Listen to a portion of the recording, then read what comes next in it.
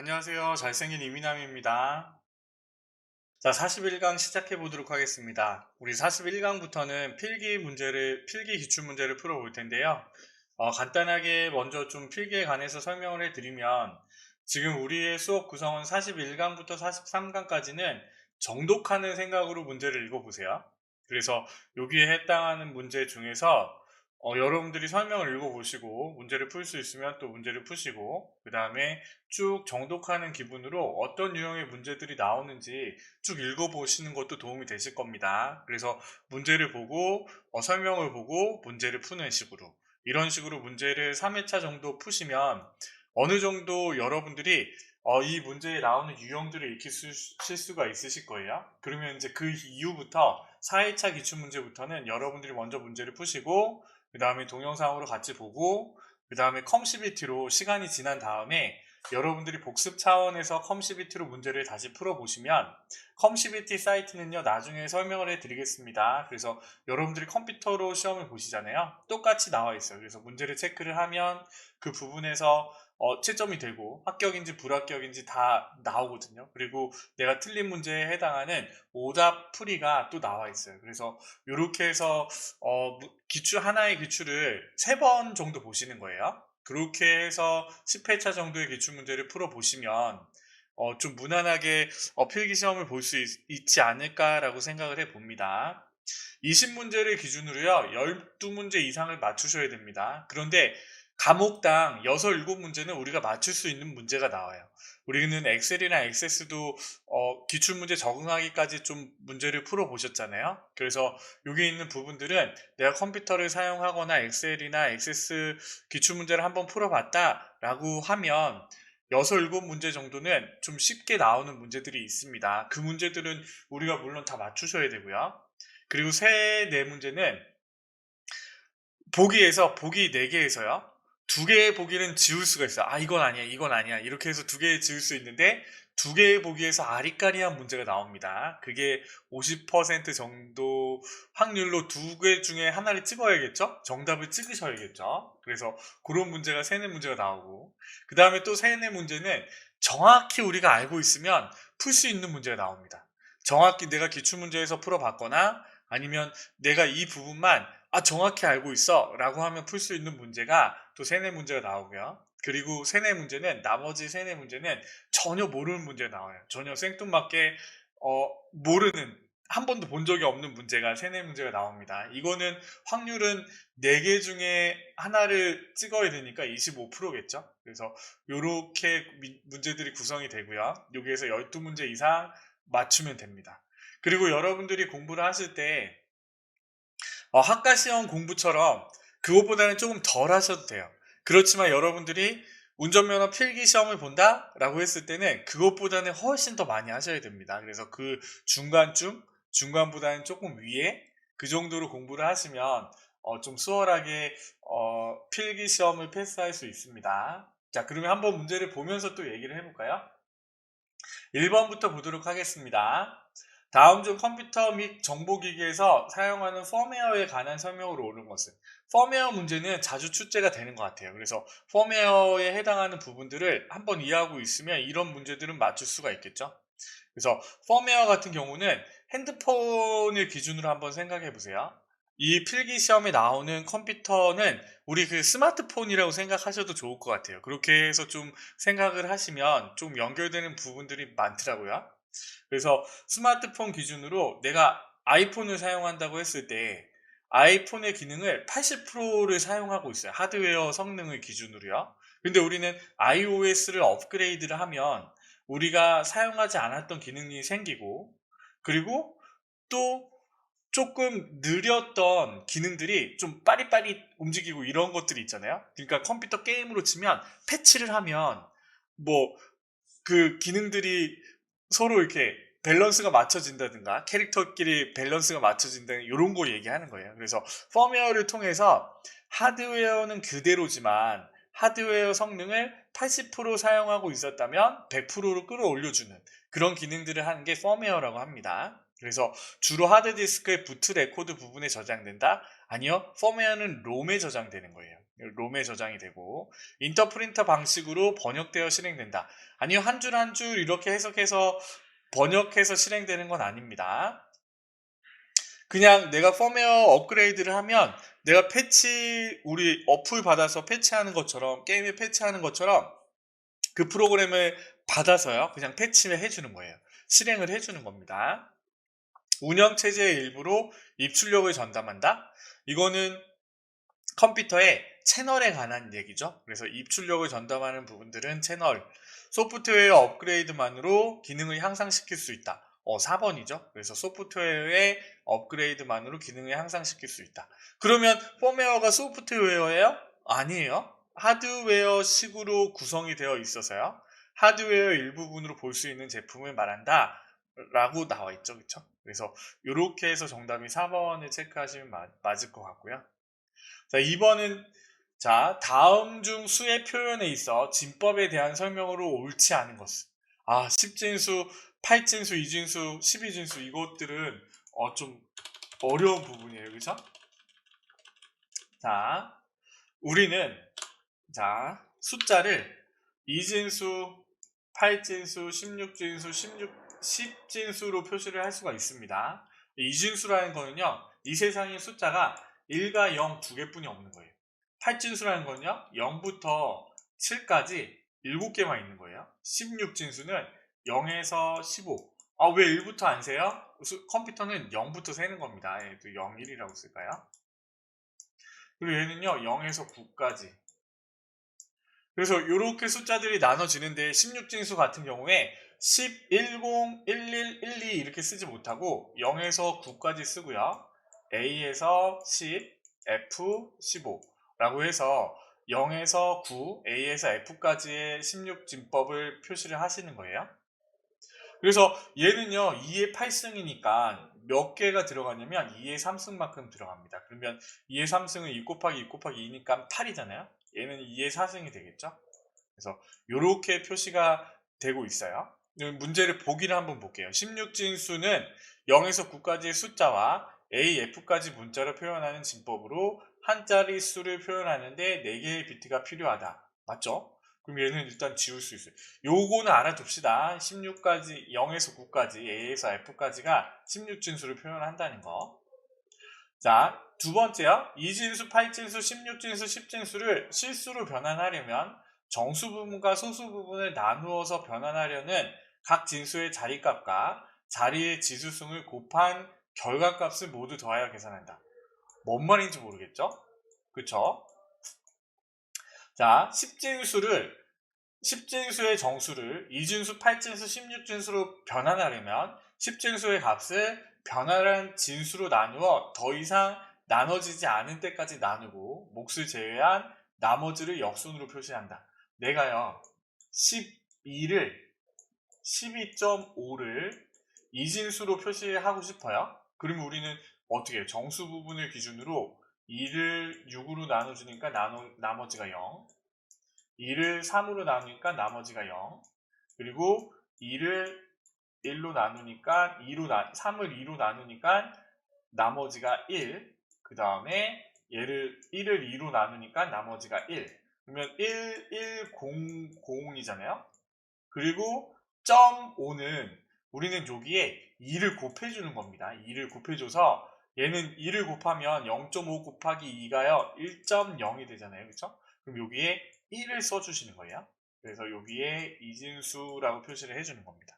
그래서 지금 3번의 문제는 요 얘기예요. 우리가 이 나머지로 나눌 때까지 더 이상 나눠주지 않을 때까지 나누고 그거에 해당하는 몫을 제외한 값을 써주는 게 진수를 표시하는 방법입니다. 그래서 3번은 맞고요.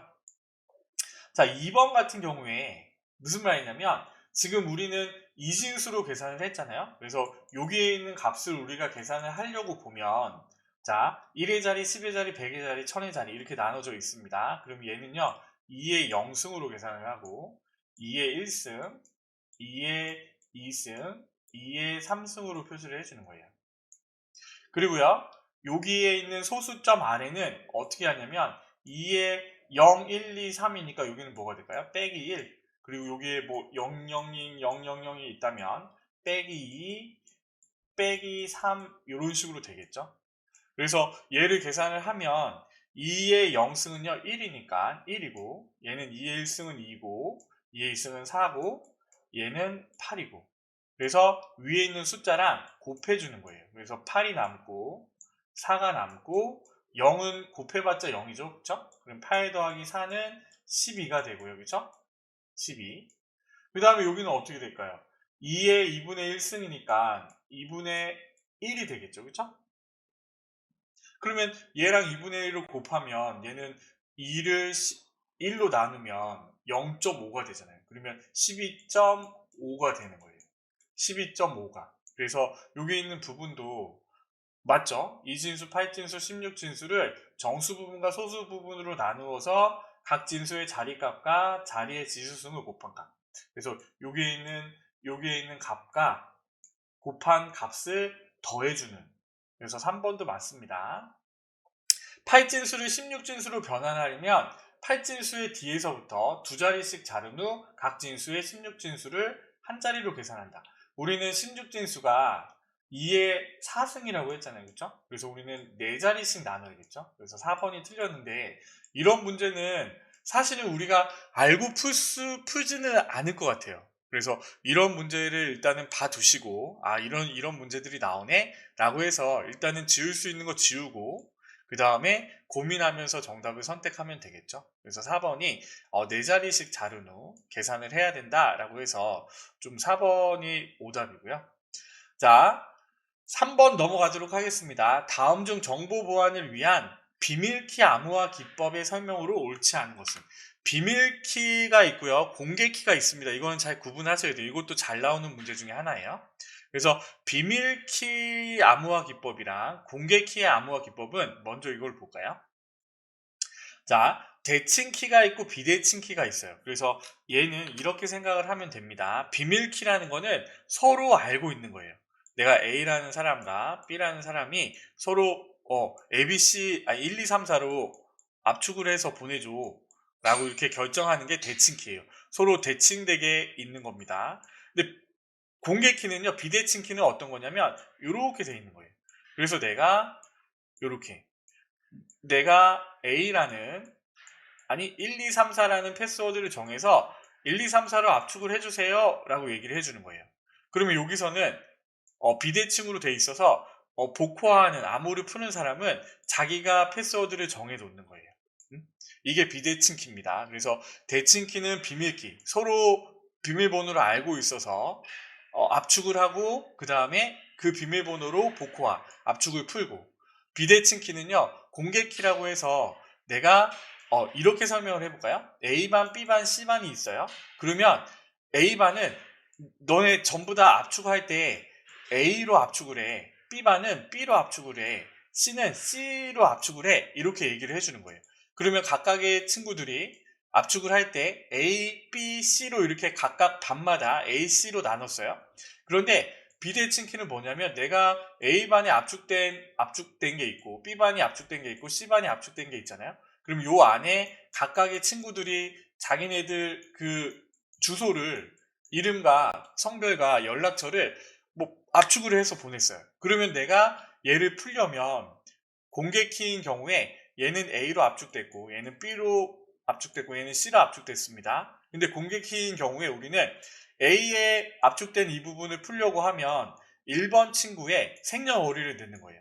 2번 친구의 생년월일을 넣는 겁니다. 3번 친구의 생년월일을 넣어서 압축을 푸는 거예요.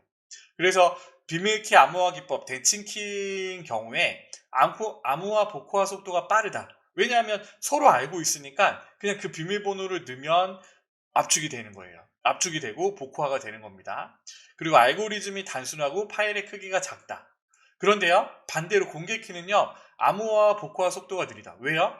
내가 지금 A로 압축되어 있는 부분을 우리는 하나씩 한 사람 한 사람 자료를 열려면 A반 친구들은 전부 다 A라는 패스워드를 써서 암호화를 시켰잖아요.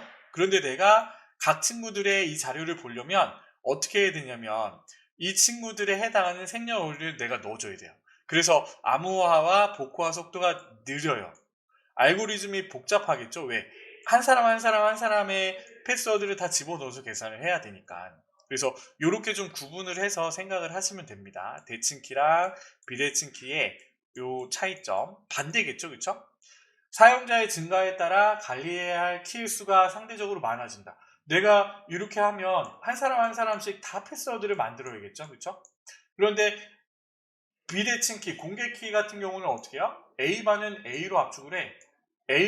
A라는 비밀번호 하나만 알려주면 그 친구들이 각각으로 이 패스워드로 압축을 할 거네요. B라는, C라는 이 패스워드로 압축을 할 거잖아요. 키의 분배가 용이하고 관리해야 할 키의 수가 적다. 우리는 뭐만 알면 돼요? 각 친구들의 생년월일만 관리하면 되고, 얘는요, 사용자가 많아지는 그 사람들의 키들을 각각 다 관리를 해야 되잖아요. 그래서 그런 차이점에 구분을 두고 문제를 한번 보겠습니다. 자, 비밀키 암호화 기법이라고 했어요. 비밀키는 뭐라고 했어요? 대칭이라고 했습니다. 그렇죠? 서로 비밀을 알고 있는 거예요. 서로 패스워드를 알고 있는 거예요. 이거의 반대말 뭐예요? 공개키라고 했죠. 그렇죠? 비대칭. 그래서 내가 공개되는 압축을 하는 패스워드는 공개가 됐지만 압축을 푸는 거는요. 각 친구들의 생년월일을 집어넣어줘야 된단 말이에요. 그래서 서로 다른 키로 데이터를 암호하고 복호한다. 이건 뭐야? 공개키죠? 공개키, 비대칭. 자, 2번은요. 암호화한 복호화 속도가 빠르다. 그쵸? 비밀키, 대칭키는 암호화와 복호화 속도가 빠르고 알고리즘이 단순하고 파일 크기가 작다. 사용자의 증가에 따라 관리해야 할 키의 수가 상대적으로 많아진다. 2번, 3번, 4번이 대칭키, 비밀키에 대한 설명이고요. 1번이 공개키, 비대칭키에 해당하는 설명이죠. 그래서 정답은 1번. 옳지 않은 거를 보면요. 나머지 3개는 잘 보셔야 됩니다. 문제의 답으로만 외우시면 안 돼요. 자, 4번으로 넘어가겠습니다. 다음 중 시스템 보안을 위해 사용하는 방화벽에 대한 설명으로 적절하지 않은 것은. 방화벽은요, 파이어월이라고 써있네요. 그쵸? 그러니까 내가 불이 나면 내가 방화벽으로 차단을 하는 거예요. 컴퓨터에서의 방화벽은요, 외부에서 접근하는 통로를 막아주는 거예요. 그래서 내가 검증된 사이트에서만 신호를 보낼 수 있게 이렇게 내가 허락한 사용자들만 내 컴퓨터에 접속할 수 있게 만들어주는 거예요. 적절하지 않은 것이라고 했으니까 정답 빼고는 다 맞는 거잖아요.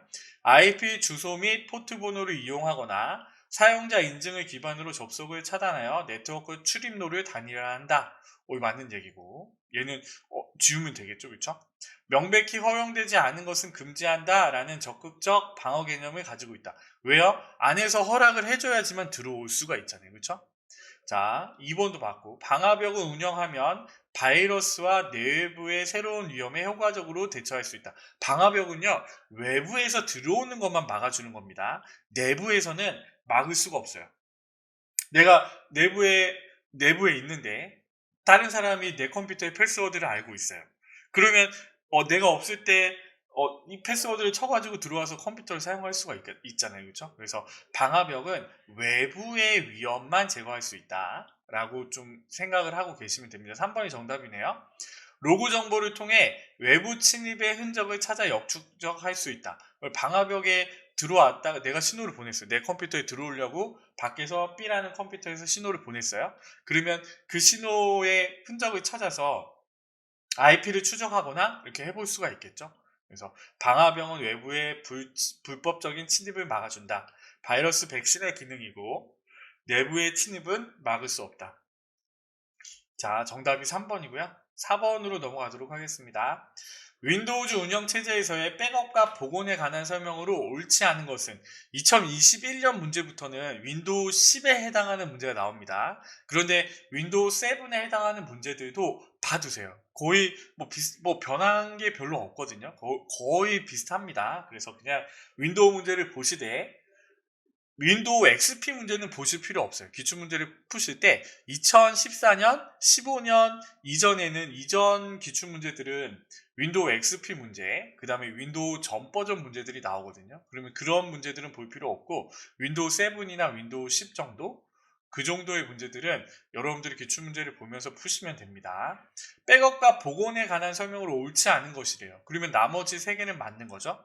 특정 날짜와 시간에 백업할 수 있도록 백업 주기를 예약할 수 있다. 왜? 내가 컴퓨터에 매월 첫째 주 토요일 날 컴퓨터가 백업이 되도록 해줘. 아니면 매일 저녁 12시에 백업이 되게 해줘. 라고 해서 정해 놓을 수가 있습니다. 윈도우즈 백업에서 1번 지울 수 있고요. 윈도우즈 백업에서 사용되는 파일의 확장자는 BKF이다. 자, 2번이 아리까리 할 수 있어요. 무슨 말이냐면 우리는 백업 파일은요 BAK로 알고 있어요. 백업. 그래서 BAK인데 윈도우즈에서 백업에 사용되는 확장자는요 BKF가 맞아요. BKF예요. 백업 파일을 복원할 경우 2번 같은 경우는 물음표라고 일단 합시다. 이거 잘 헷갈리니까 잘 모르겠으니까 아리까리 하니까요. 3번 백업 파일을 복원할 경우 복원 위치를 지정할 수 있다. 오, 맞아요. 내가 하루하루 저장하는 게 내가 하루하루씩 백업이 되잖아요. 그러면 내가 어제로 가는 게 아니라 그제로 해서 이 날짜로 복원 위치를 지정을 해서 이 날짜로 돌려줘 라고 할 수 있습니다. 4번이요. 그러면 1번, 3번 지우고 여러 파일이 백업되어 있는 경우 원하는 파일을 선택하여 복원할 수 없다? 이거는요 말장난 같죠, 그렇죠? 내가 여러 파일로 백업을 했으면 내가 선택하여 그 백업된 거를 선택해서 복원할 수 있겠죠, 그렇죠? 복원은 파일로 백업되어 있는 경우 원하는 파일을 선택하여 복원할 수 있다가 돼야죠, 그렇죠? 복원할 수 없다가 아니라 있다. 그래서 내가 2번이랑 4번이랑 고민할 것 같아요. 1번이랑 3번은 지운다고 하면 2번, 4번에서 고민을 하다가 BKF다? 이건 딱 눈에 보이기 때문에 백업 파일은 BAK인데 이렇게 생각을 해서 2번을 선택할 수도 있을 것 같습니다. 그런데요. 자, 이제 알아둡시다. 윈도우즈에서 백업의 확장자는 BKF다. 이렇게 문제를 보시고요. 그리고 4번이 좀 더 말이 안 되잖아요. 선택하여 복원할 수 없다. 이거는 된다고 했는데 이거는 안 된다고 했으니까 얘가 4번일 확률일 4번을 선택을 하셔야겠죠.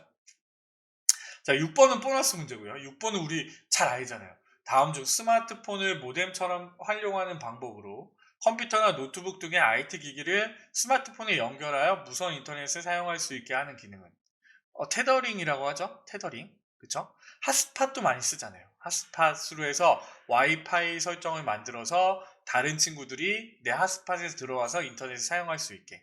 테더링은요, 이렇게 모뎀처럼 활용하는 방법으로 연결하여 무선 인터넷을 사용할 수 있게 하는 기능입니다. 여기 밑에 나와 있죠. 블루투스를 이용하여 1대1 연결만 가능하고요. 와이파이, 블루투스, 와이브로 이렇게 좀 읽어 두시고 정독을 하시고 좀 넘어가시면 우리가 이런 내용들도 이런 게 있네 라고 이렇게 알아두시고 넘어가시면 돼요. 자, 7번 문제 보도록 하겠습니다. 네트워크 관련 장비로 브릿지에 관한 설명으로 옳지 않은 것이래요. 일단 읽어볼게요. OSI 참조 모델의 데이터 링크 계층에 속한다. 두 개의 근거리 통신망을 상호 접속할 수 있도록 하는 통신망 연결 장치이다. 통신 프로토콜을 변환하여 네트워크를 확장한다. 통신량을 조절하여 데이터가 다른 곳으로 가지 않도록 한다. 1번, 2번, 3번, 4번 다 모르겠죠, 그렇죠? 자, 브릿지는 연결해 주는 거예요. 다리라고 브릿지가 다리잖아요, 그렇죠? 그래서 연결하는 거라고 생각을 하시되 데이터 링크 계층에 속한다. 맞아요. 두 개의 근거리 통신망을 상호 접속할 수 있도록 통신망 연결 장치이다. 맞아요. 연결해 주는 거예요. 근데 3번은요. 통신 프로토콜을 변환하여 네트워크를 확장한다. 이거는 허브에 관한 내용입니다. 허브는 통신 프로토콜을 변환해 네트워크를 확장한다. 허브라는 건 뭐냐면 여러분들 PC방 있잖아요. PC방 가면 여러 대의 컴퓨터를 다 인터넷 연결해서 쓰잖아요. 그렇죠? 그러면 허브라는 장치를 갖다 놓고 내가 신호를 받아서 그 허브에 연결을 하는 거예요. 그래서 그 신호에 해당하는 프로토콜을요 또 다시 컴퓨터에 연결을 해서 여러 대의 컴퓨터가 인터넷을 사용할 수 있게 연결해 주거든요. 그래서 통신 프로토콜을 변환하여 네트워크를 확장하는 것은 허브라고 생각을 하시면 됩니다. 통신량을 조절하여 데이터가 다른 곳으로 가지 않도록 한다. 이것도 브릿지에 관한 설명으로 옳은 것이라고 해서 1번, 2번, 4번이 브릿지에 관한 내용이고요. 3번이 허브에 관한 내용입니다. 이렇게만 보고 넘어가죠, 뭘. 자, 8번 문제 보도록 하겠습니다. 다음 중 인터넷 기반 기술을 이용하여 기업들이 외부 보안을 유지한 상태에서 협력 업체 간의 효율적인 업무 처리를 위해 사용하는 네트워크로 오른 것은 인트라넷, 내가 회사 내부에서 사용하는 인터넷을 얘기하는 겁니다. 그러니까 회사 자체 내 메신저나 전자결제 시스템 있잖아요. 요런 것들을 인트라넷이라고 하고요. 원거리 통신망은 월드와이드예요. 그래서 대륙간 연결하는 거예요. 전 세계로 연결되어 있는 통신망을 얘기하고, 엑스트라넷이 정답입니다. 엑스트라넷은 인트라넷을 기반으로 한 협력 업체들 간의 엑스트라, 여분의 이런 업체들 간의 것들이 모여서 이렇게 효율적인 업무 처리를 위해서 사용하는 네트워크가 엑스트라넷이라고 생각하면 되고요. 근거리 통신망은 로컬이라고 생각하면 돼요. 지역. 내가 지역에서 PC방 생각하면 되겠죠. 컴퓨터 학원. 제가 있는 이 컴퓨터 학원에서 허브로 연결을 해서 인터넷을 사용하잖아요. 이게 근거리 통신망. 만이라고 있어요. MAN. 만은요, 메트로라고 해서 도시간 연결하는 거. 와는요, 월드와이드라고 해서 원거리 통신망. 세계를 연결하는 거. 이렇게 좀 정리를 해서 보시면 되겠죠.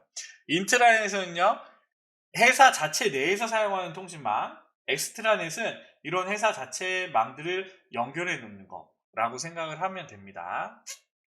9번이요. 다음 중 TCP IP 프로토콜에서 IP 프로토콜의 개요 및 기능에 관한 설명으로 옳은 것은 메시지를 송수신자의 주소와 정보로 묶어 패킷 단위로 나눈다. 2번이 정답이네요. 패킷 주소를 해석하고 경로를 결정하여 다음 호스트로 전송한다.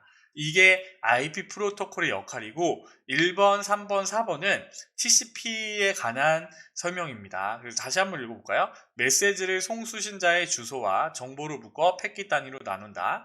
전송 데이터 흐름을 제어하고 데이터의 에러를 검사한다.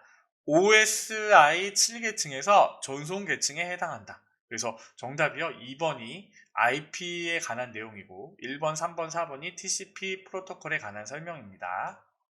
자, 10번 문제 보도록 하겠습니다. 다음 중 디지털 콘텐츠의 생성, 거래, 전달, 관리 등 전체 과정을 관리할 수 있는 기술로 멀티미디어 프레임워크의 MPEG 표준은 MPEG 21입니다. 얘는요, MPEG 1부터 2, 4, 7, 21 이렇게 나눠져 있는데 여기에 해당하는 부분들을 보시면 되겠죠. MPEG 4에서 MPEG 7로 넘어가는 이 단계는요, 우리 IPTV에서 막 검색을 하잖아요. 그래서 바로 주문도 가능하잖아요. 그런 게 MPEG 7이고, MPEG 21은 콘텐츠의 생성, 거래, 전달, 관리, 전체 과정을 관리할 수 있는 기술이라고 해서 최종판이라고 하시면 되겠죠. 그래서 이렇게 21을 선택을 하시면 되고, 이거 한번 읽어보시면 될 것 같아요. GIF 파일 형식에 대한 설명으로 옳지 않은 것. GIF는요, 비트맵이잖아요. JPG, 그 PNG 파일을 얘기하잖아요. 그래서 비트맵이랑 벡터에 관한 부분들을 구분을 하셔야겠죠. 그래서 비트맵은 픽셀 단위로 쪼개져 있어가지고요. 우리가 확대를 하면 깨져서 보입니다. 왜냐하면 픽셀 단위로 보여지니까요. 그런데 벡터 파일은 점과 선으로 돼 있어서 확대를 해도 깨지지가 않아요. 그래서 벡터 파일은 일러스트에서 주로 사용하고 비트맵 파일은요, 포토샵에서 많이 사용하잖아요. 그렇게 좀 구분을 하시면 됩니다. 인터넷 표준 그래픽 형식으로 8비트 컬러를 사용하여 256색만 지원한다. 얘는요, 2의 8승이니까 2 곱하기 8번을 하는 거예요. 그럼 256가지의 색만 지원을 해주는 거예요. 간단한 애니메이션 표현이 가능하다. 움찔할 사진은요, 전부 다 GIF 파일로 돼 있어요. 그래서 움직이는 사진, 간단한 애니메이션 표현이 가능합니다. GIF 형식은요. 색상의 무손실 압축 기술을 사용한다. 벡터 방식으로 이미지를 표현한다. 4번이 틀렸죠? 벡터 방식이 아니죠. 비트맵 형식으로 돼 있잖아요. 그래서 비트맵 방식 포맷은 JPG, GIF, PNG, BMP 이런 형식이 있고, 벡터 파일의 포맷은 일러스트에서 사용하는 AI, CDR, WMF, EPS 등 이렇게 좀 구분을 해 놓으시면 됩니다. 자, 12번 문제 볼게요. 윈도우즈의 설명 장치에 표시되지 않는 것은 블루투스 및 기타 디바이스. 여기에 있는 설명들은 나오지 않습니다. 우리가 여기에 나오는 윈도우 10에 있는 장치에 해당하는 부분이 아닌 것은 이거를 찾는 거잖아요. 하드디스크 드라이브와 사운드 카드는요, 장치 관리자의 표시가 되고, 설정 장치에서는요, 이렇게 블루투스 및 기타 디바이스, 프린터 및 스캐너, 마우스 입력, 펜 및 윈도우즈 잉크, 자동 실행 USB, 요 정도의 부분들이 표시가 되고, 하드디스크 드라이브와 사운드 카드 이거는요, 장치 관리자에 따로 들어가셔야 됩니다. 아시겠죠? 그래서 얘는 정답이 2번이고요. 다음 중 컴퓨터의 제어 장치에 있는 부호기 레지스터에 관한 설명으로 옳은 것은 컴퓨터 CPU에는요, 제어 장치가 있고 연산 장치가 있습니다. 그래서 막 컴퓨터에 명령을 하면 계산을 하는 거예요. 그 계산을 해서 명령을 내리면 제어 장치에서 그것들을 컨트롤 해주겠죠. 자, 명령 레지스터에 있는 명령어를 해독한다. 이거는 명령 해독기라고 하는 겁니다. 자, 2번. 해독된 명령에 따라 각 장치로 보낼 제어 신호를 생성한다. 이게 부호기네요. 부호기. 제어 장치에 있는 부호기. 2번이 부호기. 다음 순서에 실행할 명령의 주기억 장치 주소를 기억한다. 이거는 명령어 레지스터. 뺄셈 연산을 위해 음수로 변환한다. 이거는 보수기에 관한 설명이죠. 그래서 1번, 3번, 4번이 각각에 해당하는 용어고, 그 다음에 2번이 부호기에 관한 설명이죠. 해독된 명령어에 따라 각 장치로 보낼 제어 신호를 생성한다. 이렇게 좀 보시면 되고요. 14번 윈도우즈에서 바로가기 아이콘에 관한 설명으로 옳지 않은 것이라고 있어요. 바로가기 아이콘을 실행하면 연결된 원본 파일이 실행되겠죠? 1번은 맞겠죠, 그렇죠? 파일 폴더뿐만 아니라 디스크 드라이브나 프린터에도 바로가기 아이콘을 만들 수 있다. 이것도 맞고요. 일반 아이콘과 비교하여 왼쪽 아랫부분에 화살표가 포함되어 표시된다. 바로가기 아이콘은요, 왼쪽 아랫부분에 화살표가 표시되어 있습니다. 하나의 바로가기 아이콘에 여러 개의 원본 파일을 연결할 수 있다? 아니죠? 하나의 아이콘에는 하나의 원본 파일을 연결하겠죠. 왜? 그거를 실행을 해야지 그 원본 파일이 실행이 되니까요. 4번이 말도 안 되는 얘기고요. 14번 같은 경우는 우리가 맞출 수 있는 7문제 중에 한 문제겠네요. 그렇죠? 바로가기 아이콘, 하나의 바로가기 아이콘은 하나의 원본 파일과 연결되고, 바로가기 아이콘은 여러 개 만들 수 있다.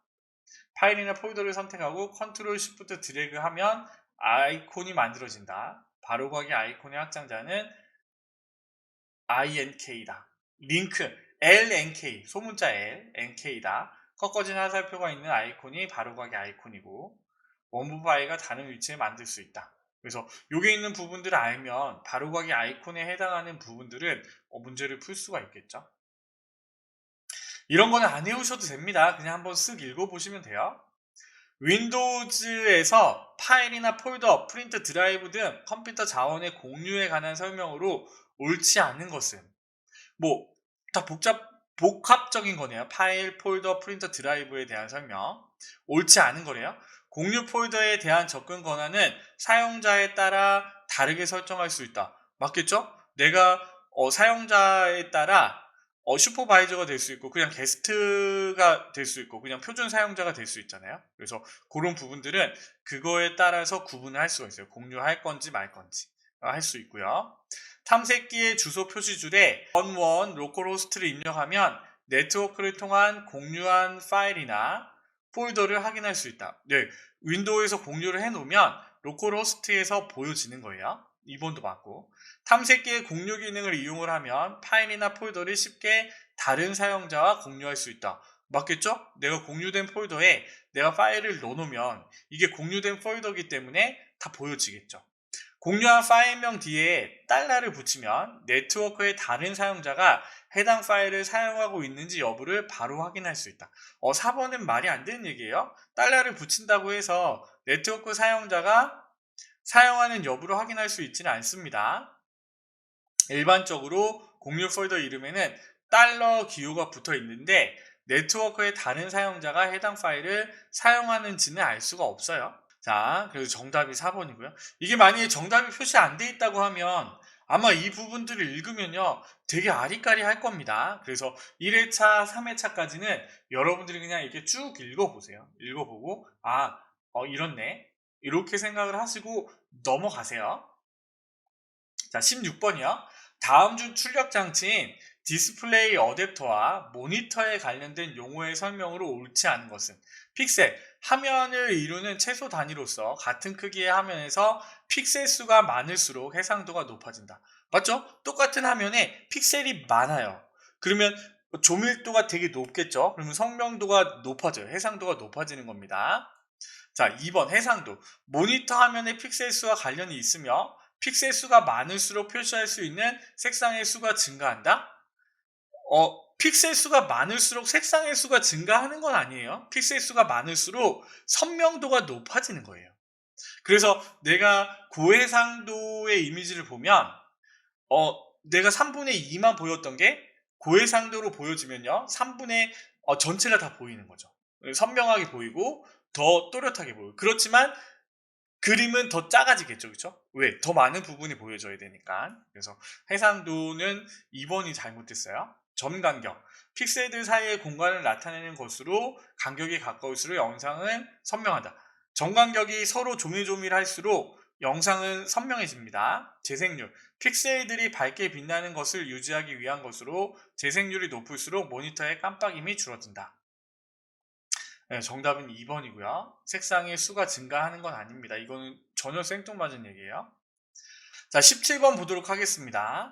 다음 중 컴퓨터에서 사용하는 기억장치에 관한 설명으로 옳지 않은 것은 플래시 메모리는 비이발성 기억장치로 주로 디지털 카메라나 mp3, 개인용 정보 단말기, USB 드라이브 등 휴대용 기기에 대용량 정보를 저장하는 용도로 사용된다. 맞아요. 플래시 메모리 많이 사용하잖아요.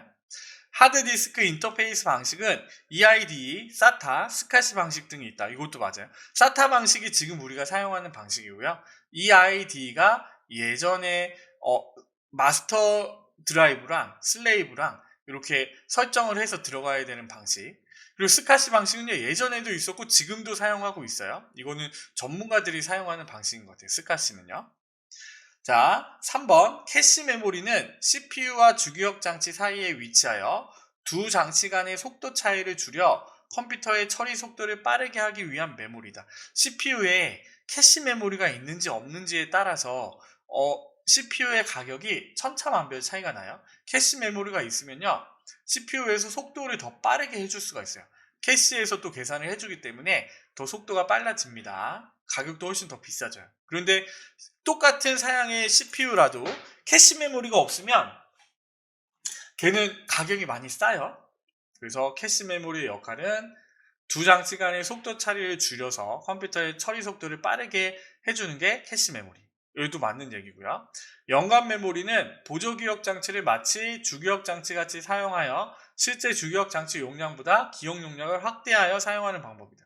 이거는 연관 메모리가 아니고요, 가상 메모리라고 얘기하는 겁니다. 그래서 가상으로 용량을 더 늘려주는 거예요.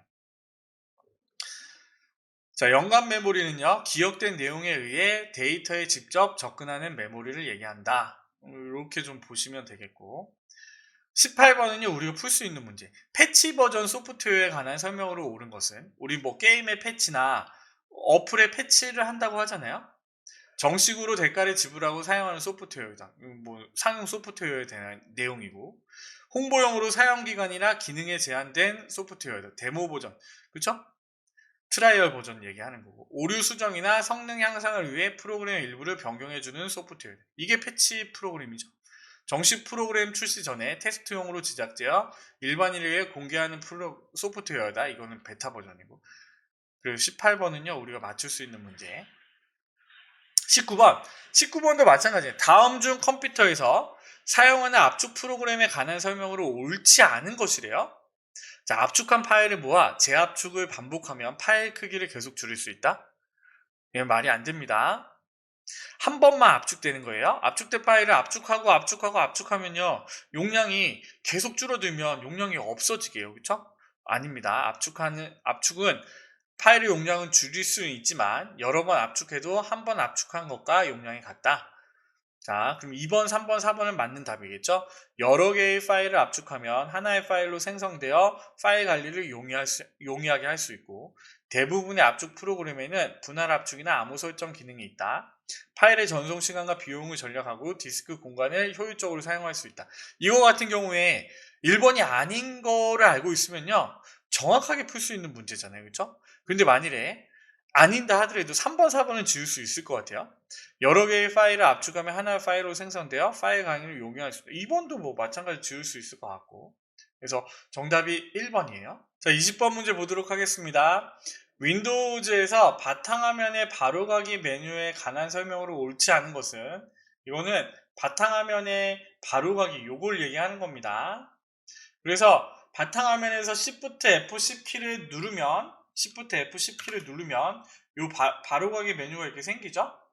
바탕화면에 폴더나 텍스트, 문서, 압축 파일 등을 새로 만들 수 있다. 새 문서 만들 수 있고 만들 수가 있어요. 삭제된 컴퓨터 휴대폰 네트워크 등의 바탕화면 아이콘을 다시 표시할 수 있다. 요 부분은요 더 들어가야 돼요. 바탕화면 바로가기 메뉴에 관한 설명이 아닙니다. 3번이 틀렸어요. 아이콘 정렬 기준을 변경하거나 아이콘의 크기를 변경하여 볼 수 있다.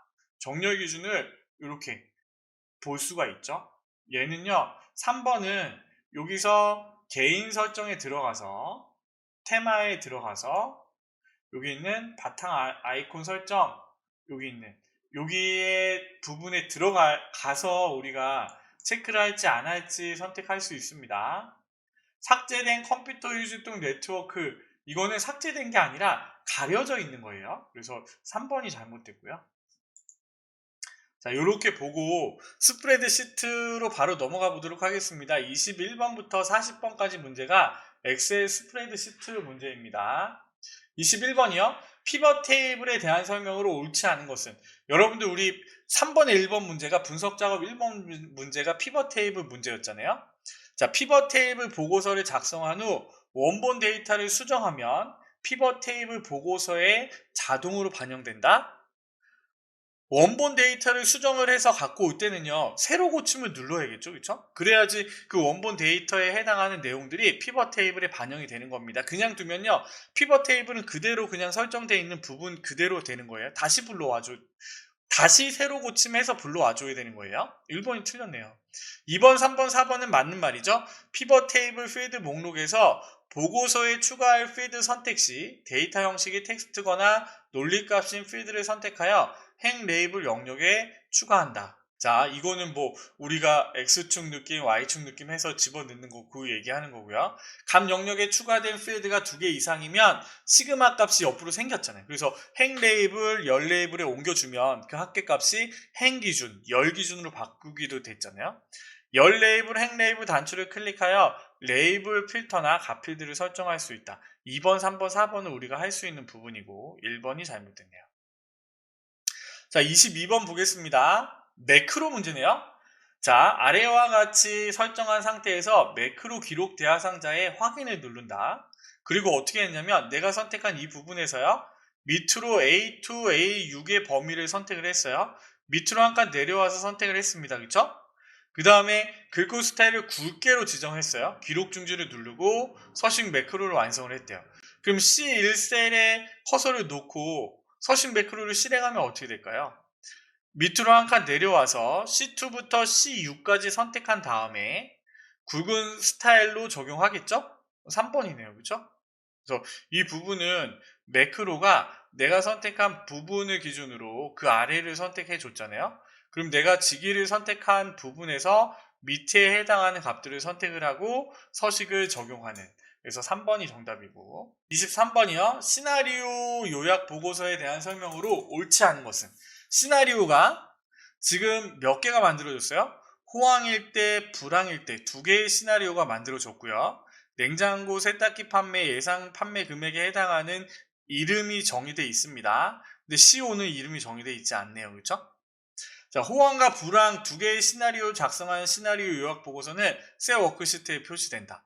그쵸? 셀 워크시트에 표시된 게 맞아요.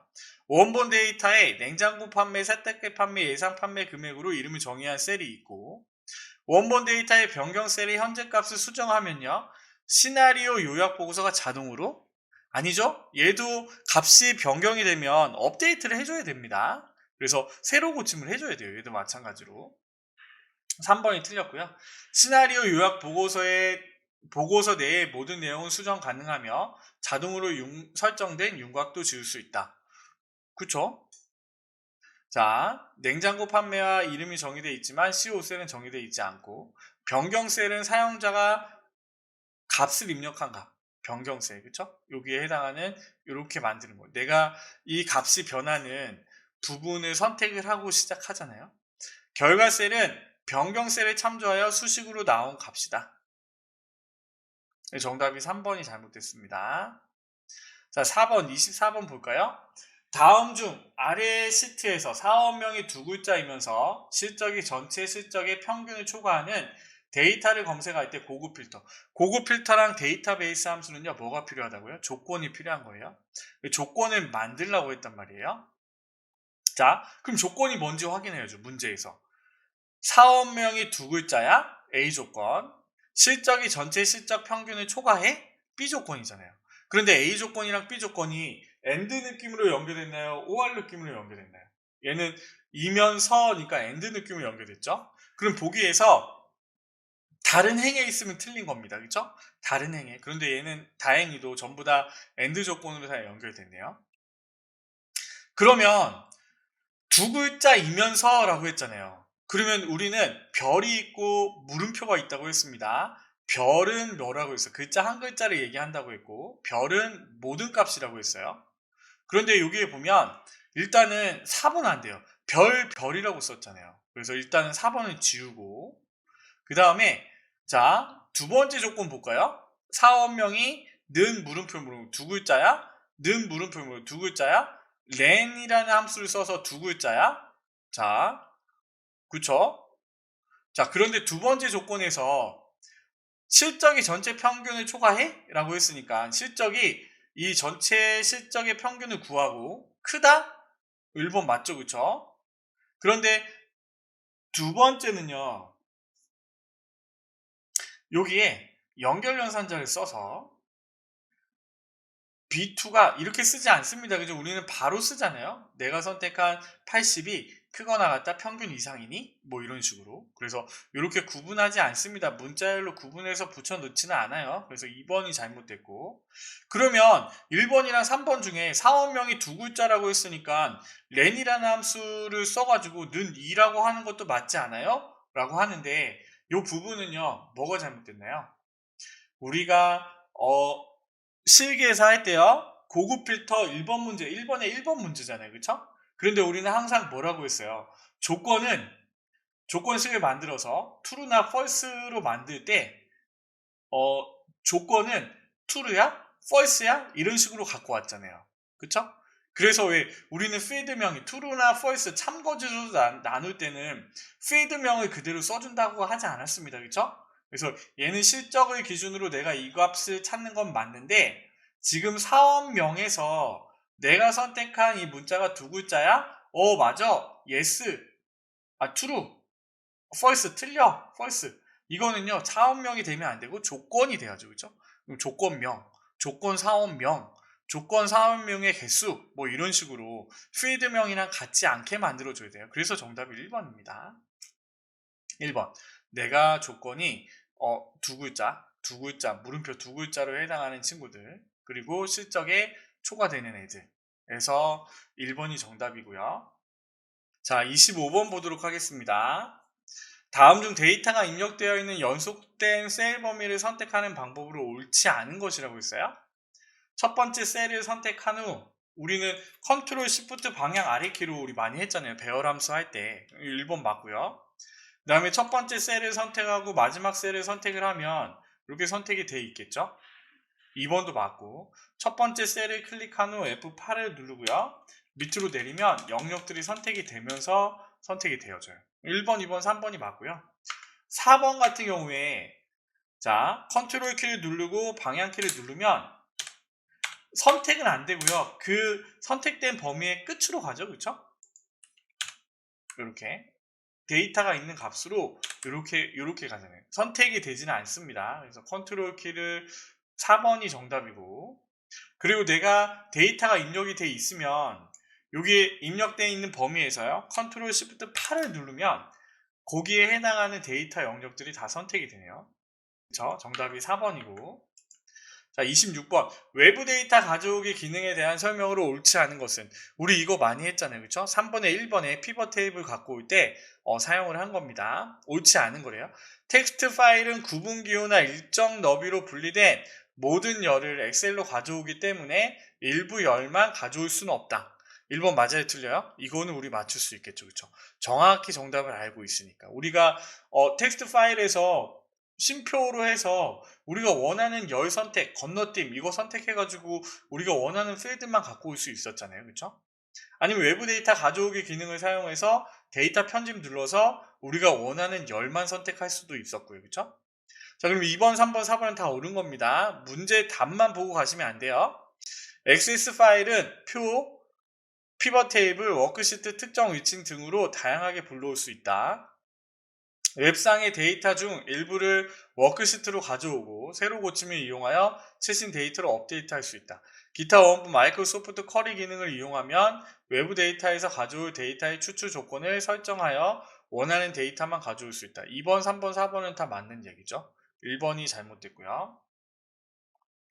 27번. 찾기 및 바꾸기 대화 상자에 대한 설명으로 옳지 않은 것이라고 했어요. 찾을 내용에 별 수정 별이라고 했어요. 이 별 수정 별이라는 얘기는 무슨 얘기예요? 별은 모든 값이잖아요. 그러니까 얘는요, 수정이 들어간 모든 값이에요. 바꿀 내용에 별 변경 별로 입력을 하고 모두 바꾸기 단추를 누르면 수정이라는 모든 글자를 별 변경 별로 바꾼다. 얘는요, 1번이 틀렸어요. 수정이 포함된 모든 글자라고 해야 돼요. 그래서 1번이 틀렸고요. 는 A 곱하기 B일과 같은 수식을 검색하려면 찾는 위치를 수식으로 선택한 후 찾을 내용에 A 물결 곱하기 B로 입력한다. 이것도 처음이네요. 자, 3번. 찾을 내용과 바꿀 내용은 입력하지 않고 찾을 서식과 바꿀 서식으로 설정할 수 있다. 그렇죠? 내용 말고 서식을 찾아서 서식을 바꿔줄 수가 있어요. 셀 포인트 위치를 기준으로 앞에 위치한 데이터를 찾으려면 Shift 키를 누른 상태에서 다음 찾기 단추를 클릭한다. 네, 컨트롤 F를 눌러서요. 여기에 보면 옵션을 누르면 찾기와 바꾸기가 있습니다. 그래서 여기에 있는 서식과 서식을 바꿀 수도 있고요. 여기 있는 부분에서 시트 통합 문서, 행, 열 기준, 찾는 위치, 수식 이렇게 해서 나오고, 그 다음에 내가 앞에 찾기를 눌렀을 때 Shift를 누르고 찾기 버튼을 누르면 이전에 찾았던 내용에서 다시 검색을 하겠죠. 자, A 곱하기 1, B1과 같은 수식을 검색하려면 찾는 위치를 수식으로 선택한 후 는 A1에서 곱하기 B1로 입력한다. 2번도 맞대요. 이렇게 입력을 해준대요. 요거는 이렇게 보고 넘어갑시다. 자, 28번 문제 보도록 하겠습니다. 다음 중 엑셀에서 날짜 데이터의 입력 방법에 대한 설명으로 옳지 않은 것은 날짜 데이터는 하이픈이나 슬래시를 이용하여 연월일을 구분한다. 맞아요. 날짜의 연도를 생략하고 월과 일만 입력을 하면 자동으로 현재 연도가 추가된다. 맞습니다. 현재 연도가 입력이 되겠죠. 그렇죠? 날짜의 연도를 두 자리를 입력할 때 연도가 30 이상이면 1900년대로 인식하고 29 이하이면 2000년대로 인식한다. 이거는 엑셀에서 이렇게 설정을 해 놓은 거예요. 그래서 다음 버전이 되면 뭐 2040년이 되면 또 바뀌겠죠. 그래서 요 부분 맞습니다. 30 이상이면 1900년대 사람, 2000년대는 29 이하이면 이렇게 표시가 돼요. 그래서 29년 3월 27일, 30년 3월 27일, 그래서 1900년대, 200년대 사람을 이렇게 구분을 해놨네요. 컨트롤 시프트 세미콜론을 누르면 현재 날짜가 입력이 되는 겁니다. 컨트롤 세미콜론이요. 현재 날짜가 입력이 되고, 요 위에 거는 좀 잘못됐어요. 컨트롤 시프트 세미콜론을 누르면 이제는 입력이 안 돼요. 윈도우 엑셀 97 버전에서는 들어간 것 같은데 지금은 입력이 안 되네요. 시간은 따로 입력이 안 되는 것 같아요. 그래서 now라는 함수를 쓰면 날짜와 시간이 이렇게 뿅 들어가겠죠. 그래서 요거는 지금 잘 실행이 안 되네요. 요거는 빼버려야겠어요. 자, 29번 보도록 하겠습니다. 다음 중 아래 차트에 대한 설명으로 옳지 않은 것을 고르래요. 자, 1번 계열 옵션에는 간격 너비가 0%로 돼 있다. 간격이라고 하는 거는요, 이 차트를 기준으로 요 간격을 얘기하는 겁니다. 그래서 얘는요 0%가 아니라 이렇게 많이 띄어져 있잖아요. 0에서 500%까지 선택을 할 수가 있어요. 그래서 간격 너비가 0으로 돼 있다는 거는 우리가 청량리에 해당하는 데이터가 있고 왕십리에 해당하는 데이터가 있는데 이 차트가 서로 딱 달라붙어 있는 거예요. 간격 너비가 없는 거. 그리고 이것들이 간격 너비가 올라가면요 이게 서로 떨어지겠죠. 1번이 잘못됐고 법내 표지 없이 데이터표. 법내 표지 여기 안에 있는 파란색, 주황색, 회색에 해당하는 법내 표지가 없잖아요. 2번은 있고요. 1월, 2월, 3월 계열에 오차 막대 들어있고 1분기 합계 계열은 보조축으로 지정되어 있다. 이거는 자 1번과 4번이 헷갈릴 수 있어요. 그런데 1분기 합계의 값이요 19만, 20만, 17만, 17만이고 얘네들의 1월달, 2월달, 3월달은 이것들이 합계잖아요. 그런데 여기에 있는 이 차트가 6만, 7만, 뭐 5만 5천, 6만 여기 안에서 머문다고 생각을 하면 이 차트는 잘못 그려진 거예요. 그렇죠? 왜냐하면 여기에 그려져 있을 거예요. 위쪽으로 그려져야 되잖아요. 그렇기 때문에 얘는 보조축으로 지정이 되어 있지만 보조축 표시를 안 해놓은 겁니다. 그래서 4번도 아니에요. 그런데 아마 이 부분에서 간격너비랑 계열 겹치기 이 부분들이 확실히 알고 있지 않으면 이 부분에서 4번, 1번, 4번이 헷갈릴 것 같네요. 자, 여기 잠깐 보시면 차트가 이렇게 만들어져 있어요. 그래서 내가 얘를 기준으로 국영수를 기준으로 계열 겹치기를 한번 해볼게요. 계열 겹치기를 내가 빼기 100으로 하면 얘네들은 계열을 기준으로 다 떨어져 있어요. 그렇죠? 다 이렇게 떨어져 있습니다. 다 떨어져 있는데 얘네들의 수치를요 내가 올리면 어떻게 되나 볼게요. 0으로 하면 얘가 0으로 가서 계열 겹치기가 0으로 하면 붙어 있고요. 그리고 얘를 100으로 올리면 어떻게 되나 봐보세요. 100으로 올리면 이렇게 딱 달라붙어 있잖아요. 그렇죠? 그래서 빼기는 떨어지는 거고 플러스는 붙여지는 겁니다. 여기 또 간격 너비가 있는데 간격 너비를 기준으로요. 내가 간격을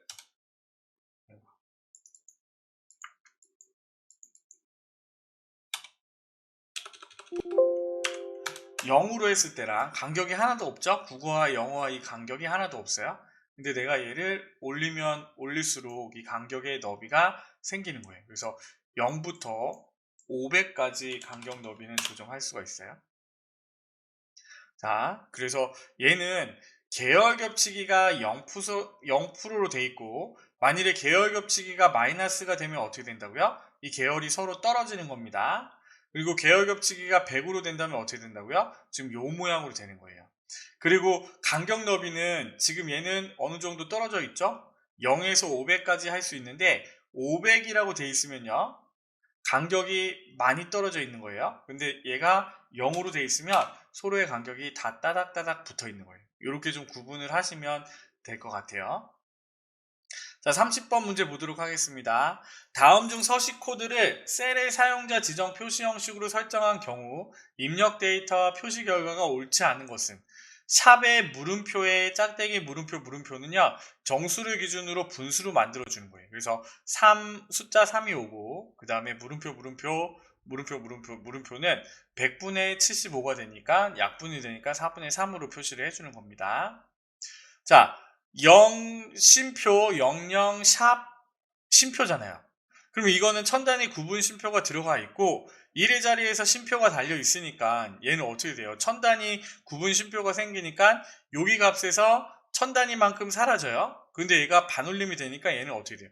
빼기 6이 7이 되는 겁니다. 그런데 얘의 표시 형식이 음수로 돼 있고 0은 다 표시를 해주는 거잖아요. 그래서 0,007이 되는 거예요.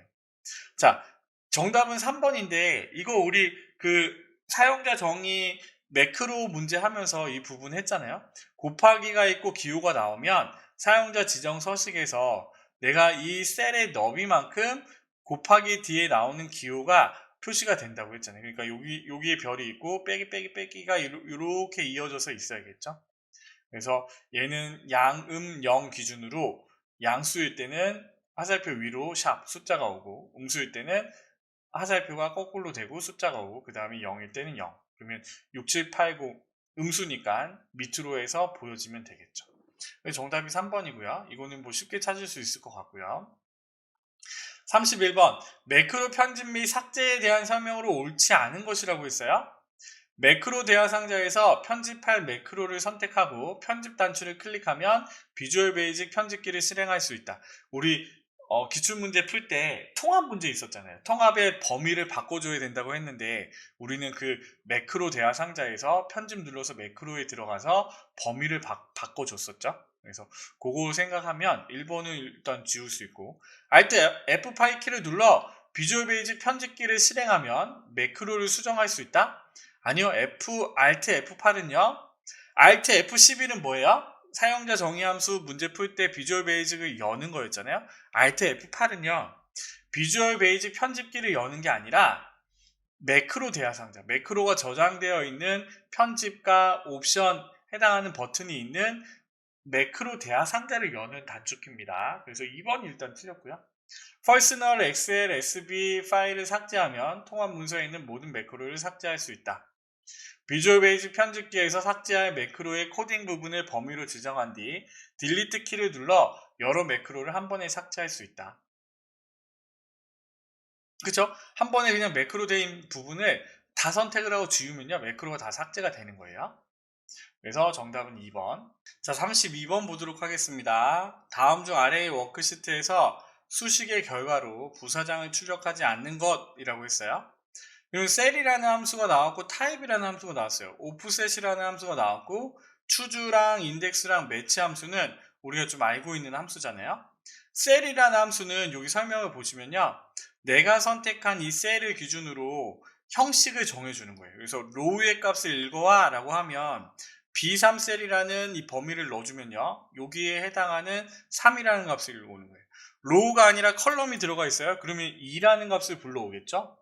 그래서 여기에 해당하는 부분에 3이니까 value 1, 2, 3에 해당하는 C4의 값을 불러오잖아요. 그러니까 얘는 영업사원으로 떨어지는 겁니다.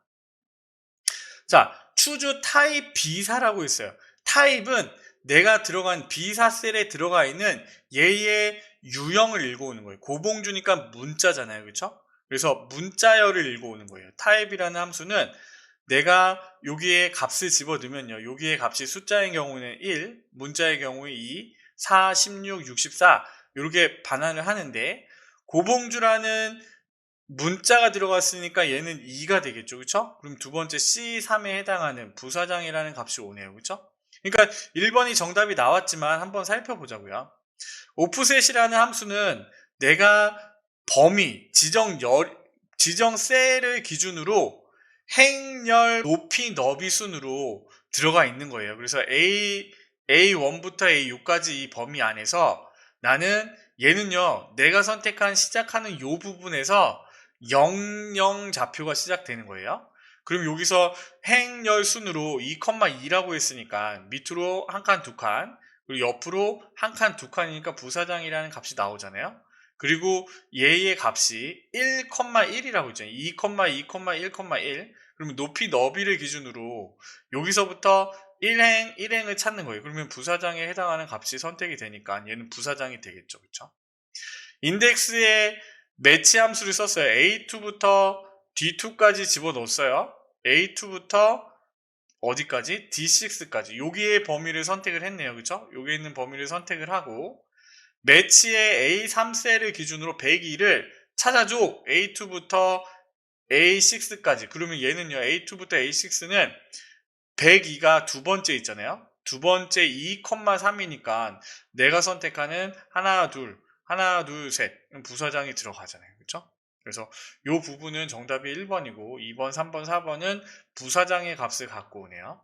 이 부분이 되게 좀 그렇긴 하네요. 쓰면서 좀 설명을 해야 되는데 그렇지 않아서. 자, 다시 한번 볼게요. 오프셋이라는 내가 범위를 A1부터 A6까지 선택을 했잖아요. 그러면 여기 처음 선택한 셀을 기준으로 0,0이 되는 거예요. 인덱스 같은 경우에는 내가 이렇게 선택을 하면 여기서부터 11 좌표였잖아요. 그 부분이 틀린 겁니다. 인덱스를 씌우면 여기가 11이 되는 거고, 그 오프셋을 씌우면 내가 선택한 이 범위를 기준으로 00 좌표가 되는 거예요. 그래서 여기에 어떻게 했냐면 2,2라고 했으니까 한 칸, 두 칸이 내려오고, 그 다음에 옆으로도 한 칸, 두 칸이 가야 되니까 요거에 해당하는 부사장이 표시가 되고, 여기서 높이와 너비에 해당하는 11이라고 했으니까 요 자리가 되는 거예요. 이게 부사장이 되는 거고. 자, 4번 같은 경우에는요, A3셀 102를 찾으라고 했어요. 그쵸? 102를 찾으라고 했는데 어디서 찾으라고 했냐면 A2부터 A6까지 이 범위에서 정확한 값을 찾으라고 했어요. 그쵸? 그러니까 얘는 두 번째 있잖아요. 그러니까 얘는 2,3에 해당하는 좌표, 인덱스의 좌표잖아요. 근데 인덱스의 좌표가 A2부터 D6이라고 했으니까 이 범위에서 2,3이니까 하나, 둘, 셋이니까 부사장이 또 표시가 되겠죠.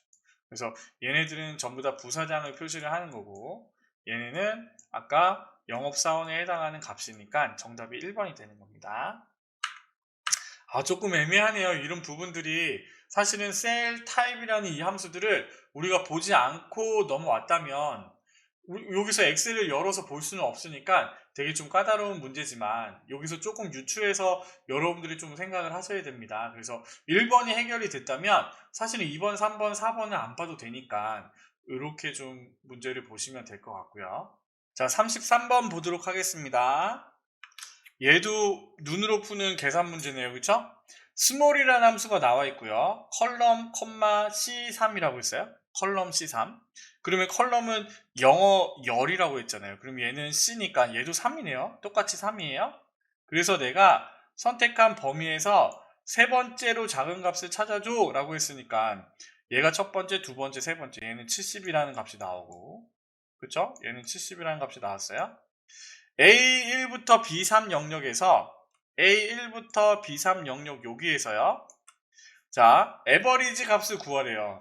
1, 2, 3, 4, 5의 평균은 6, 12, 15. 5로 나누니까 3이잖아요.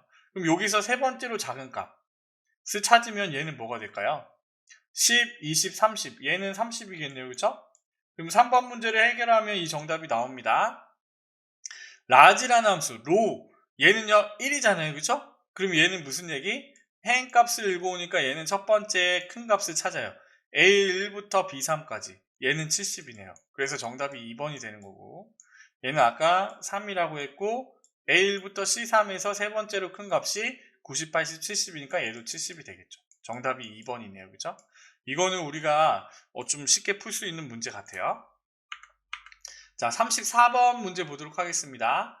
통합 문서에 대한 설명으로 옳지 않은 것은 시트 보호는 통합 문서 전체가 아닌 특정 시트만 보호한다. 맞아요. 그러니까 여기에서 내가 시트 보호를 하면 이 시트에 해당하는 게 보호가 되는 거고, 통합 문서 보호는요 전체가 보호되는 거예요.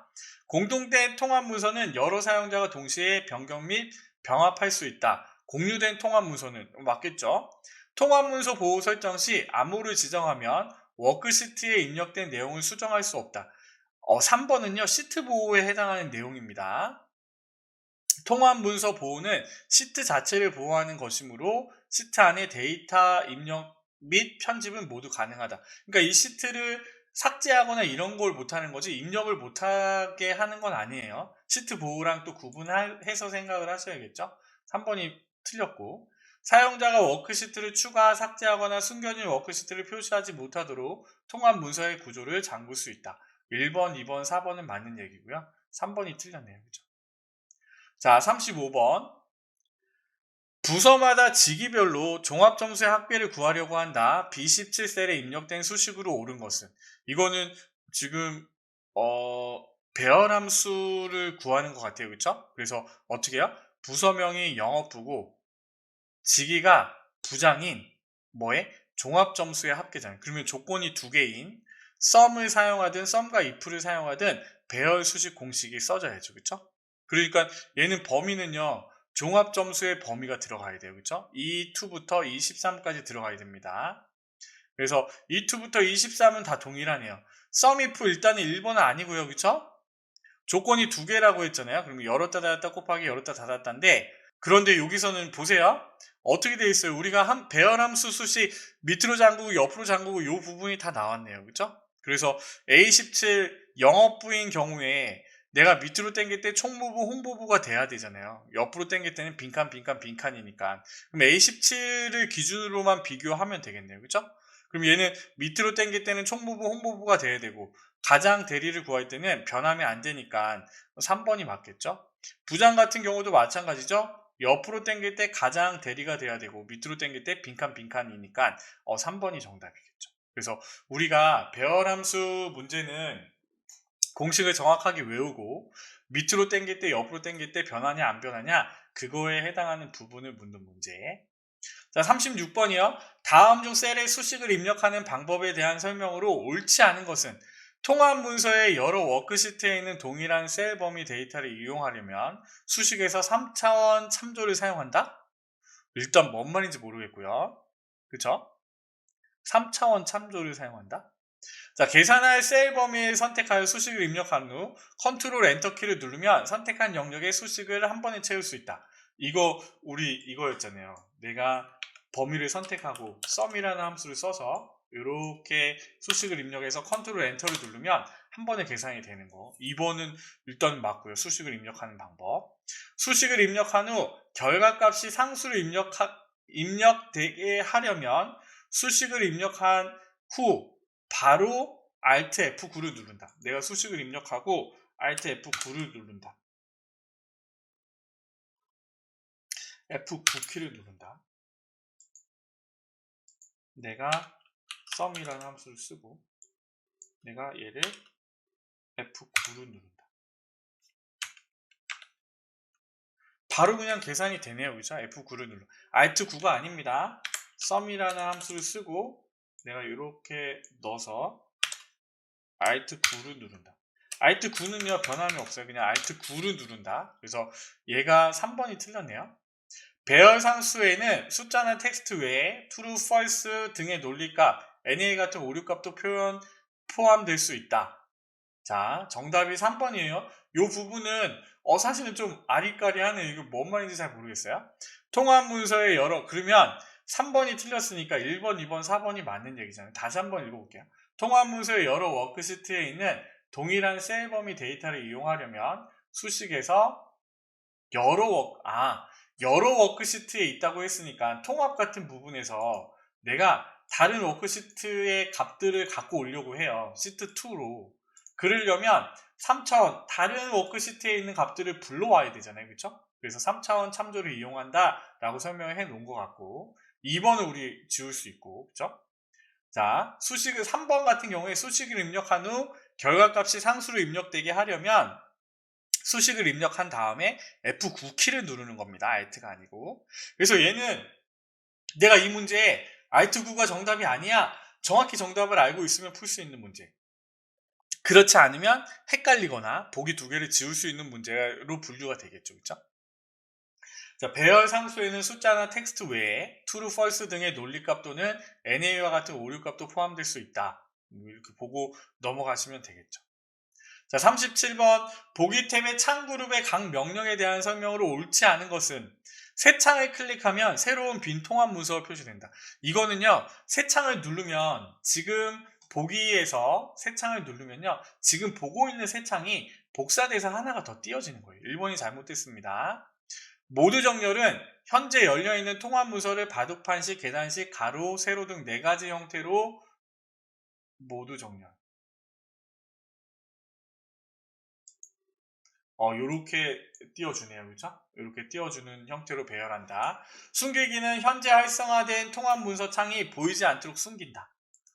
그래서 여기 숨기기를 누르면 이렇게 보여지고 숨기기 취소를 누르면 다시 생기네요. 그쵸? 나누기를 클릭하면 워크시트를 최대 4개의 창으로 분할한다. 나누기. 그러면 이렇게 분할해서 이것들을 조정할 수가 있어요. 얘네들을 없앨 수도 있고, 더블 클릭을 하면 이렇게 두 분할로 보일 수도 있고 좌우로 볼 수도 있고. 그래서 1번이 정답이네요. 빈 통합 문서가 표시되는 게 아니라 보고 있는 통합 문서 창이 복사돼서 표시가 된다. 자, 38번 보도록 하겠습니다. 다음 중 엑셀의 상태 표시줄에 대한 설명으로 옳지 않은 것은? 엑셀의 상태 표시줄은요, 여기 밑에를 얘기하는 거예요. 그래서 여기에 해당하는 기본 보기, 페이지 레이아웃 보기, 페이지 나누기 미리 보기, 여기 있는 부분들을 얘기하는 겁니다. 상태 표시줄에서 워크시트의 보기 상태를 기본 보기, 페이지 레이아웃 보기, 페이지 나누기 미리 보기 중 선택하여 변경할 수 있다. 맞고요. 상태 표시줄에는 확대 축소 슬라이드가 기본적으로 표시된다. 기본적으로 표시돼 있죠, 그쵸? 요거 얘기하는 거예요. 상태 표시줄의 바로가기 메뉴를 이용하여 셀의 특정 범위에 대한 이름을 정의할 수 있다. 얘는요, 잘못됐어요. 이름을 정의하는 부분은 내가 선택을 하고 여기 이름 표시줄에 이름 상자에 정의를 하는 겁니다. 바로 상태 표시줄에 이름 바로가기 메뉴를 이용해서 이름 정의라는 건 없잖아요. 내가 선택을 하고 마우스 오른쪽 버튼에 이름 정의는 있어도 상태 표시줄에는 있지 않습니다. 3번이 틀렸네요. 상태 표시줄은 현재의 작업 상태에 대한 기본적인 정보가 표시되는 곳이다. 뭐 이렇게 선택을 하면 기본적인 정보들이 표시가 되네요. 그쵸? 정답이 3번이고요. 39번. 다음 중 차트의 편집에 대한 설명으로 옳지 않은 것은? 차트와 연결된 워크시트의 데이터에 열을 추가하면 차트에 자동적으로 반영되지 않는다. 1번 맞아요. 연결된 워크시트라고 했잖아요. 차트의 원본 데이터가 바뀌면 거기에 값이 입력이 되지만 연결된 워크시트는요, 다시 새로 고침을 해줘야 됩니다. 그래야지 차트에 반영이 돼요. 차트 크기를 조정하면 새로운 크기에 가장 적합하도록 차트 내의 텍스트 크기 등이 자동으로 조정된다. 아까 우리 차트 그린 게 있었는데 여기 부분에서 차트를 줄이면요, 자동으로 크기들이 조절이 돼서 이렇게 뿅 들어간다는 얘기입니다. 차트에 적용된 원본 행위나 열을 숨겨도 차트에는 반영되지 않는다. 차트에 적용된 원본 데이터 행위나 열을 숨겨도 차트에 반영이 되겠죠. 열을 내가 숨겼어요. 영어를 숨겼어요. 그럼 영어가 사라지잖아요. 그렇죠? 반영이 되죠. 데이터 계열 순서가 변경되면 범례의 순서도 자동으로 3번이 틀렸네요. 그렇죠? 차트는 원본 데이터를 반영하므로 원본 데이터의 행위나 열을 숨기면 차트에서도 반영되어 차트에 표시되지 않는다. 그래서 3번이 틀렸고 1번, 2번, 4번. 1번이 좀 헷갈릴 수 있는데 연결된 워크시트라서 그래요. 자, 40번이요. 다음 중 엑셀 인쇄 기능에 대한 설명으로 옳지 않은 것은? 차트만 제외하고 인쇄하기 위해서는 차트 영역 서식 대하상자에서 개체 인쇄에 체크를 해제한다. 차트 영역 서식에 속성에 개체 인쇄를 해제를 하면요, 차트는 인쇄가 안 됩니다. 한번 볼게요. 인쇄를 누르면 여기에 있는 차트 부분이 표시가 안 되잖아요. 그쵸? 자, 시트에 표시된 오류값을 제외하고 인쇄하기 위해서는 페이지 설정 대하상자에서 셀 오류 표시를 공백으로 선택한다. 인쇄 내용을 페이지 가운데에 맞춰 인쇄하려면 페이지 설정 대하상자에 문서에 맞게 배열 조정을 인쇄한다. 3번이 틀렸어요. 이게 무슨 얘기냐면 이 부분에서 가운데 맞춤이면 여백에서 우리가 가운데 맞춤 가로 세로 이렇게 해서 바꿔줬잖아요. 그렇죠? 이렇게 설정을 해야지 문서에 맞게 배열 조정이라고 하면 한 페이지에 다 들어가도록 만들어 주는 거예요. 그래서 이 부분은 말이 안 되는 거예요. 앞뒤가 좀 안 맞게 구성이 된 거고요. 인쇄되는 모두 페이지의 특정 행을 반복하려면 페이지 설정 대하상자 인쇄에 반복할 행을 지정을 하면 되겠죠. 그쵸?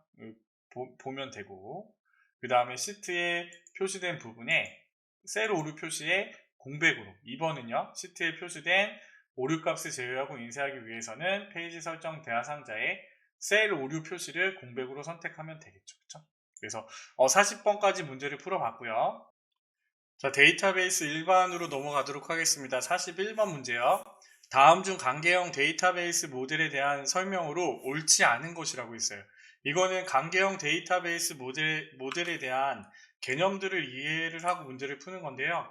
이 부분에서 여기에 해당하는 내용들을 뭐 외우거나 이랬을 필요가 없고 그냥 이렇게 한번 생각을 해볼까요? 우리가 액세스에서 첫 시간에 테이블을 구성을 하고 그 테이블들의 필드를 설정을 하고요.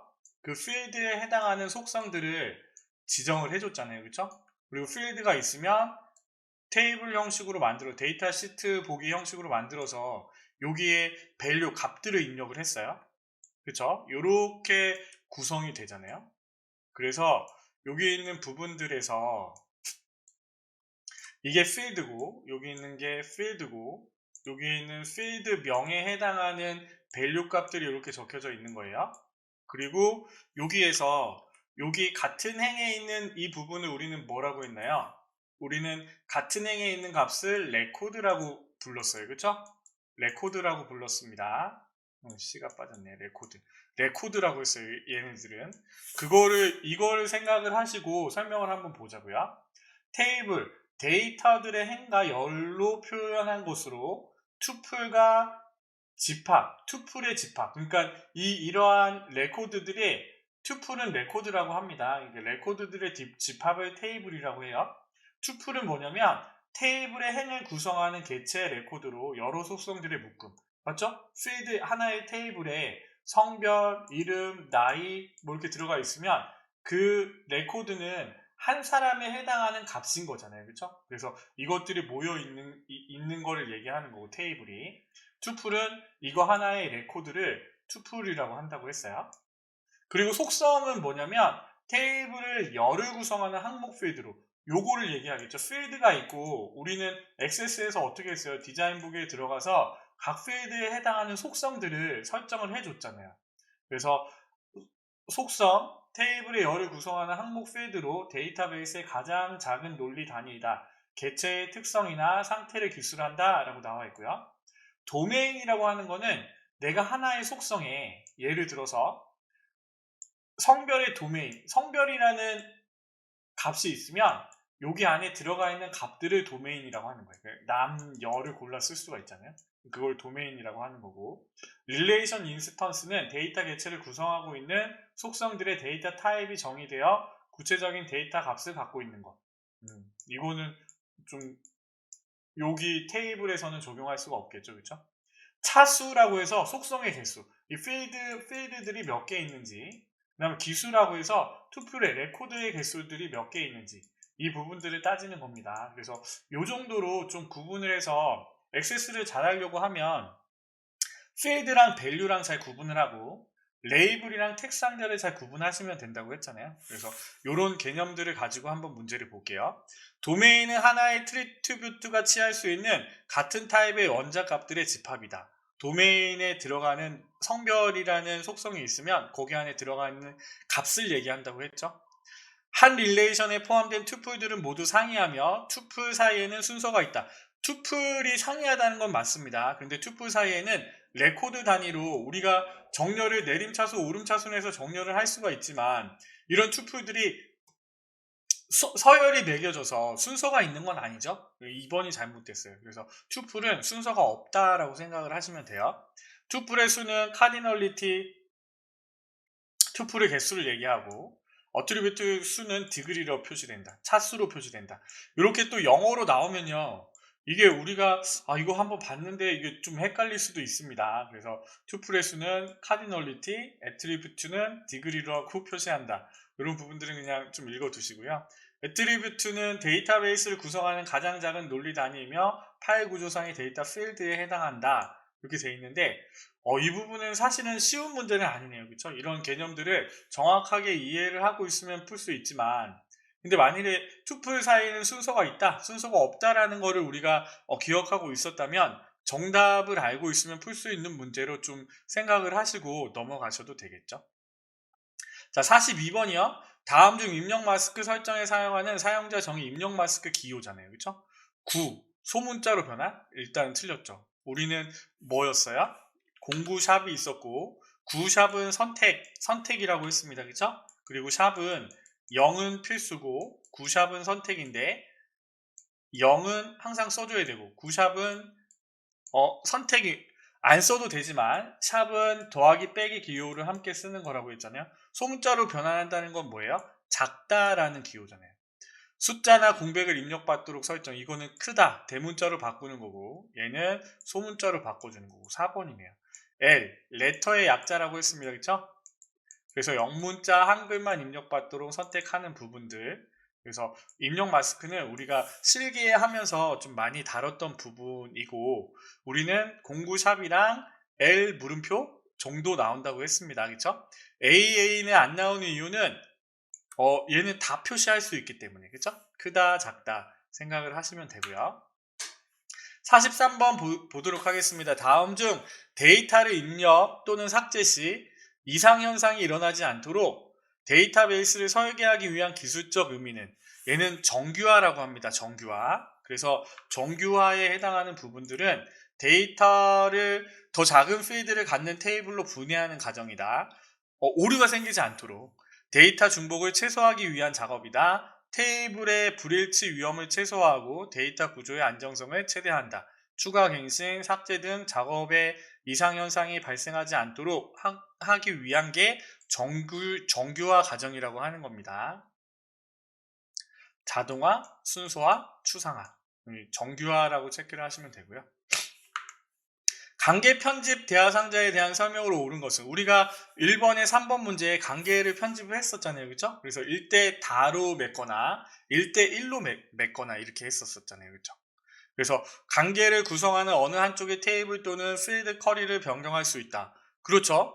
조인 유형을 내부 조인, 왼쪽 우선 외부 조인, 오른쪽 우선 외부 조인 중에서 선택할 수 있다. 우리가 테이블을 열어서 선을 연결을 해서요. 설정들을 할 수가 있어요. 그러니까 레프트 조인이냐, 라이트 조인이냐.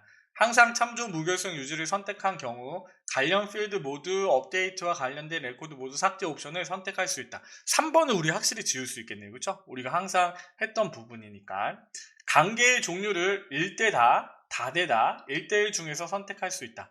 관계의 종류는요. 다대 다는 되지 않습니다. 왜냐하면 우리가 테이블에 기본키가 설정되어 있는 부분에서 내가 제품 테이블을 만들고 판매 테이블을 만들었을 때 제품에 있는 이 제품 코드를 기준으로 판매 테이블에 얘가 연결이 돼서 1대 다로 연결이 됐잖아요. 그래서 다대 다가 안 돼서 4번이 오답이고 1번, 2번, 3번은 다 맞는 말이에요.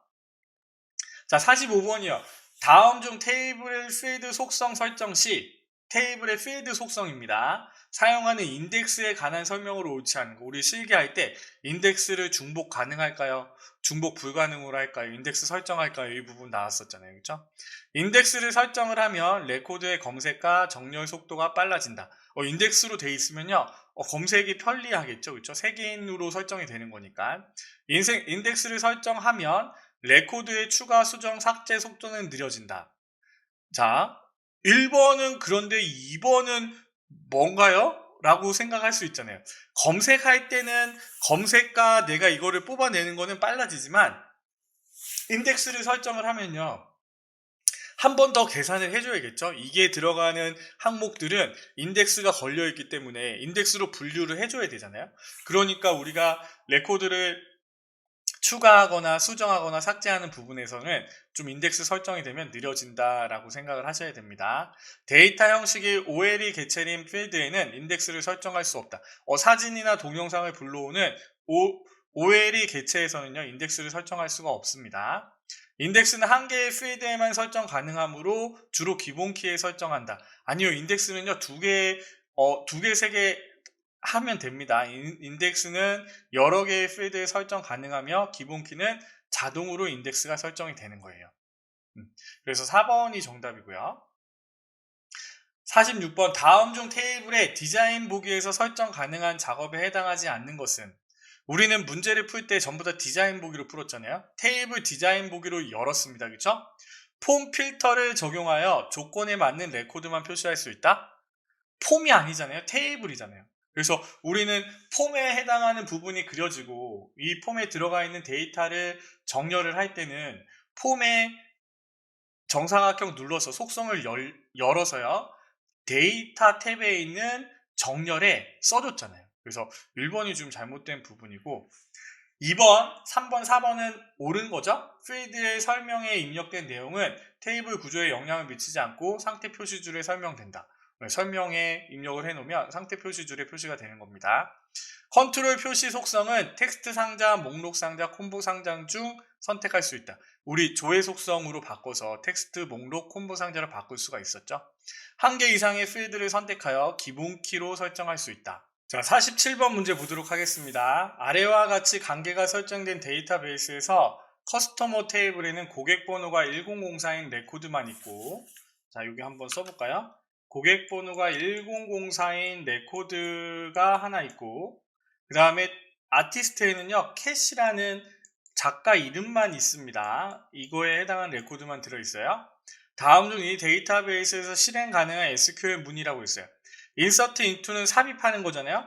아티스트 테이블에 value 에이스 한국 너널, 그래서 이름이 에이스고 국적이 한국이고 값이 없는 생일과 사마귀는 입력하지 않은 에이스와 한국은 입력할 수가 있죠. 그쵸? 1번이 정답이고요. 이건 맞아요.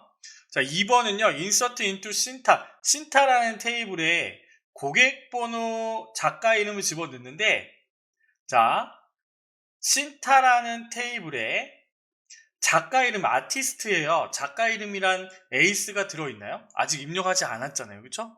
그러니까 얘가 들어갈 수가 없잖아요. 값이 없으니까. 캐시라는 값이면 모르겠지만 얘는 에이스라고 들어가 있어서 입력할 수가 없고, 인서트 커스터머에 고객 번호, 고객 이름을 입력을 하는데 value 1004를 입력을 한대요.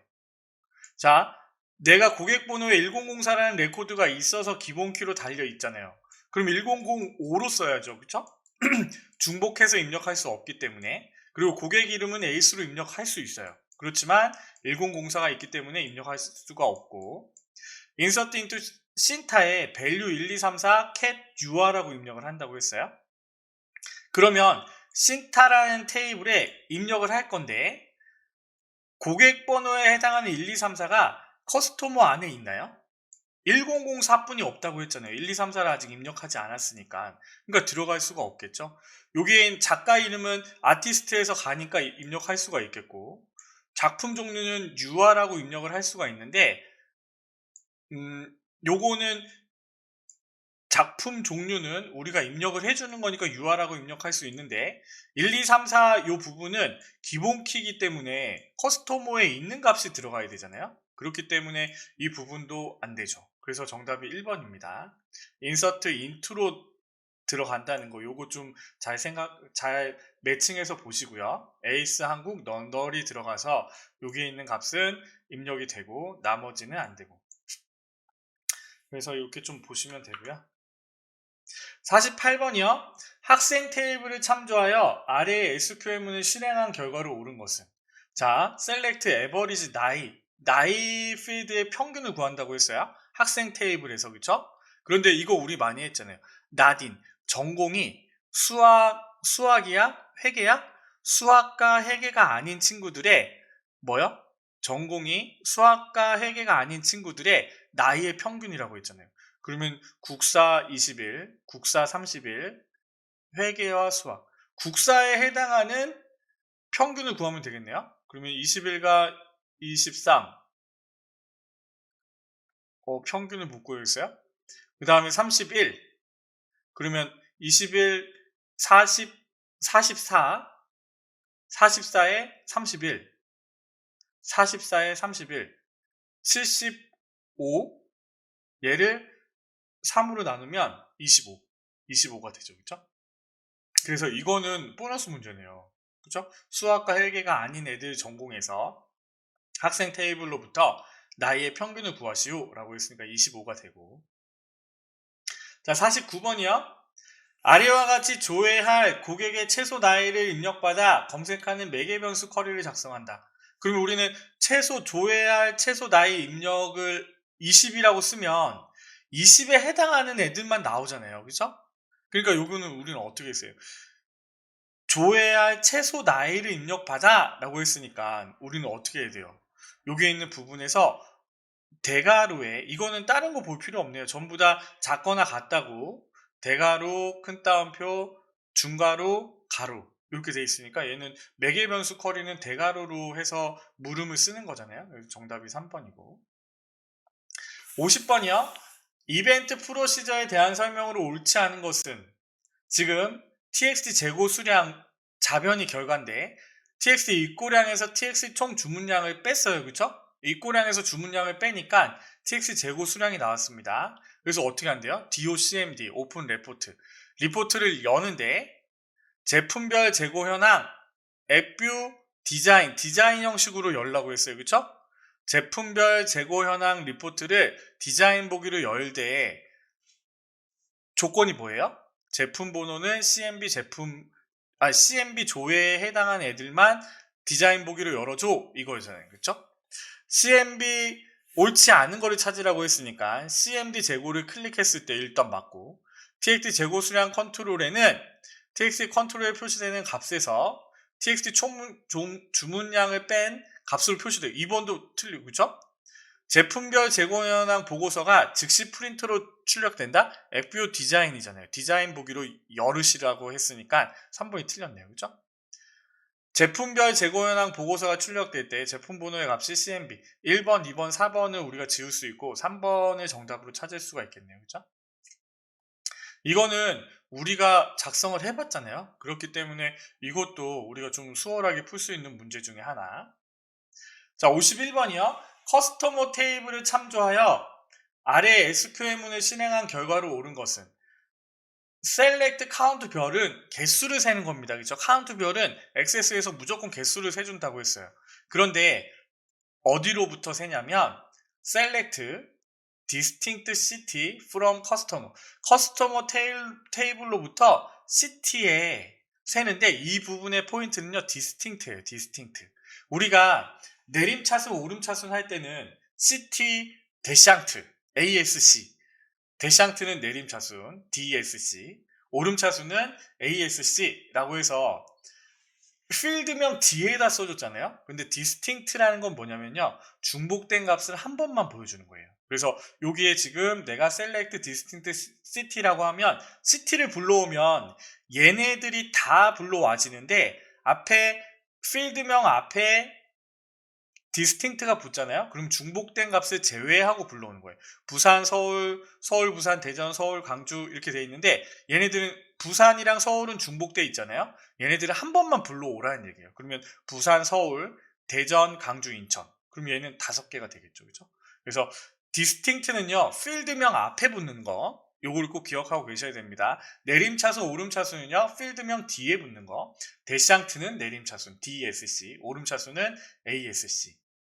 자, 52번. 다음 중 보고서에서 텍스트 상자 컨트롤의 속성 설정에 대한 설명으로 옳지 않은 것은 상태 표시줄 텍스트 속성은 컨트롤을 선택했을 때 상태 표시줄에 표시할 메시지를 설정한다. 맞죠? 컨트롤 원본 속성에서 함수나 수식 사용 시 문자는 작은 따옴표, 필드명이나 컨트롤 이름은 큰 따옴표를 사용하여 구분한다? 함수나 수식 사용 시 문자는 작은 따옴표, 필드명이나 컨트롤은 큰 따옴표로? 아니요. 문자는 큰 따옴표로 구분을 하고 필드명은 대괄호로 구분한다고 했잖아요. 그래서 우리 페이지 번호 집어넣을 때 생각나시나요? 우리는 총 5페이지에 2페이지 하면 2 짝대기 5라고 쓸 때 우리는 그 수식에 해당하는 부분들은 페이지즈라고 바꿀 때는 대괄호, 필드명을 불러올 때는 대괄호, 그리고 문자열을 연결할 때는 큰 따옴표로 했잖아요. 2번이 틀렸고요. 사용 가능 속성은 컨트롤에 포커스를 이동시킬 수 있는지 여부를 설정한다. 사용 가능 속성은 컨트롤에 포커스를 이동시킬 수 있는지의 여부를 설정한다. 탭 정지.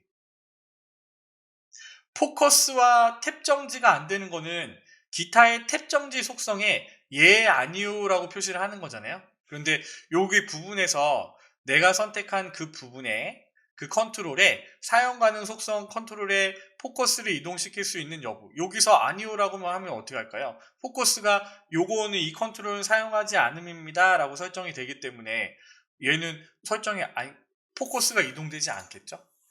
중복 내용 숨기기 속성은 데이터가 이전 레코드와 같을 때 컨트롤의 숨긴 여부를 설정한다. 형식의 밑에서 7번째 있는 거겠죠? 그래서 얘는 정답이 2번이고요. 자, 53번 문제 보도록 하겠습니다. 다음 중 보고서에서 페이지 번호 대화 상자를 이용한 페이지 번호 설정에 대한 설명으로 옳지 않은 것은, 여기 있는 부분이 표시가 돼 있으면 이 문제는 풀기가 쉬운데 이렇게 글로만 설명이 돼 있으면요 사실은 뭐 헷갈려요. 이게 이 말 같고 저게 저 말 같으니까. 첫 페이지에만 페이지 번호가 표시되거나 표시되지 않도록 설정할 수 있다.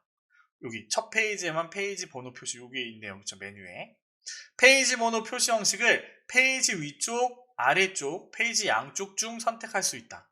이것들은 페이지 위쪽, 아래쪽인데 페이지 양쪽 이렇게 하나를 첨가해 놓으면요 되게 아리까리해요. 이거 맞는 것 같기도 한데 이렇게 생각을 하면 2번을 선택할 수가 없겠죠. 그렇죠?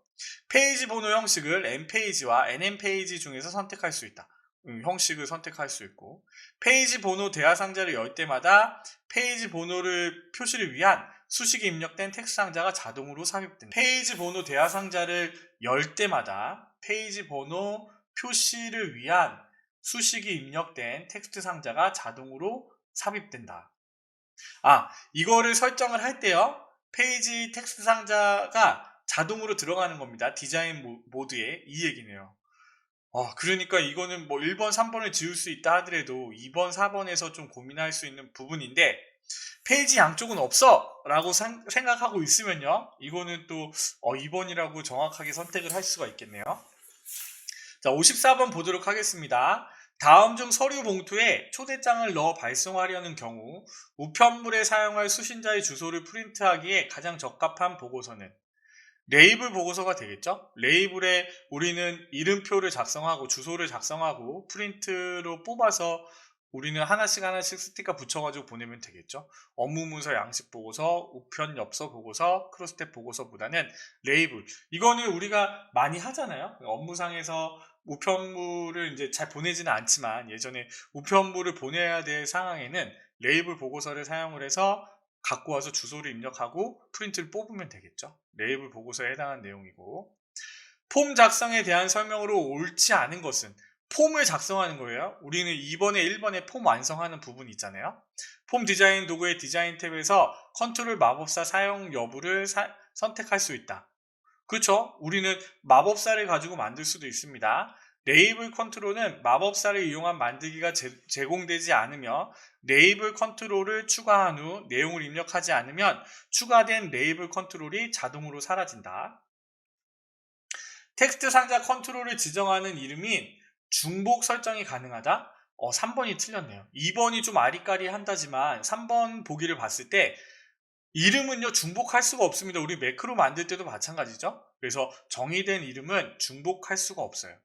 그래서 우리 왜 새 폴더 1, 새 폴더 2 이런 식으로 이름은 중복되지 않고 이렇게 설정이 되잖아요. 3번이 잘못됐고요.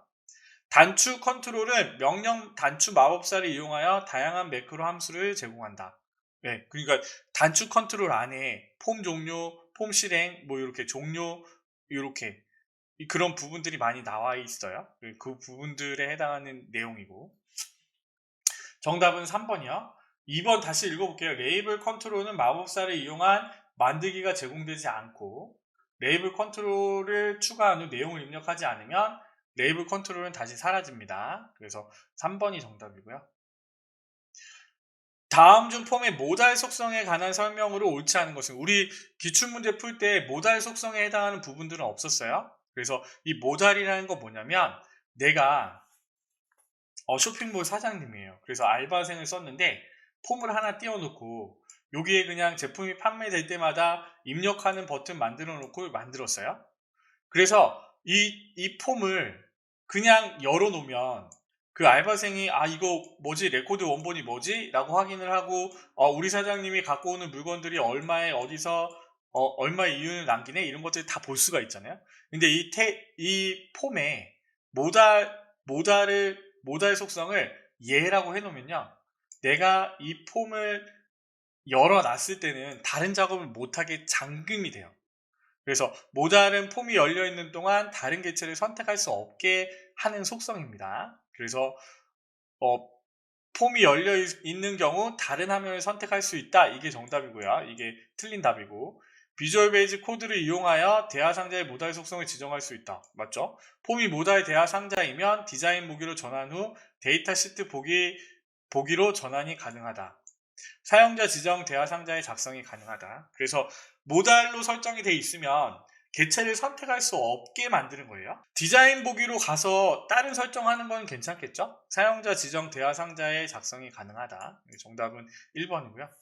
다음 중 보고서에 대한 설명으로 옳지 않은 것은, 보고서에 포함할 필드가 모두 한 테이블에 있는 경우 해당 테이블을 레코드 원본으로 사용한다. 맞겠죠? 둘 이상의 테이블을 이용하여 보고서를 작성하는 경우 커리를 만들어 레코드 원본으로 사용한다. 맞죠?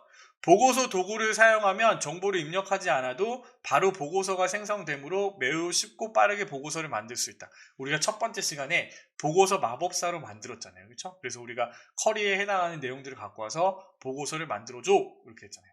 보고서 마법사를 이용하는 경우 필드 선택은 여러 개의 테이블 또는 하나의 커리에서만 가능하며 데이터 그룹화 및 정렬 방법을 지정할 수도 있다. 데이터 그룹화 및 정렬 방법을 지정할 수 있는 건 맞는데 하나의 커리에서만 가능한 거 아닙니다. 테이블 여러 개에서 갖고 올 수가 있어요. 테이블에서 내가 필요한 필드 갖고 오고 그 선택을 커리로 바꿔서 커리에서 필요한 것들을 갖고 와서 만들 수가 있어요. 4번이 틀렸습니다. 58번이요. 분할 표시 폼에 대한 설명으로 옳지 않은 것. 분할 폼이라고 있어요. 기본 폼 안에 기본 폼이 있으면 여기 안에 우리 폼을 하나 더 집어넣어가지고 내가 검색하는 내용들을 필터링 되게 보여지는 문제들이 있었잖아요. 분할 폼 표시는 만들기 탭의 폼 그룹에서 기타 폼 분할을 클릭하여 만들 수 있다. 분할 표시 폼은 데이터 시트 보기와 폼 보기를 동시에 표시하기 기능이며 이 두 보기는 같은 데이터 원본에 연결되어 있어 항상 상호 동기화된다. 분할 표시 폼을 만든 후에는 컨트롤의 크기를 조정할 수 없으나 새로운 필드의 추가는 가능하다. 폼 속성 창의 분할 표시 폼 방향 항목을 이용하여 폼의 위쪽, 아래쪽, 왼쪽, 오른쪽 등 데이터 시트 표시되는 위치로 설정할 수 있다. 분할 표시를 한다는 얘기는 뭐냐면요. 여기에 해당하는 폼에 새로운 폼을 하나 더 집어넣는 거예요. 이게 뭐 탭 형식으로 지정을 하든지 해가지고 여기 내가 이 탭을 누르면 이거에 해당하는 폼이 나오고 이 탭을 누르면 두 번째에 해당하는 폼이 나오고 이렇게 세 번째에 해당하는 폼이 나오게 탭 형식으로 구성을 해 놓는 거예요.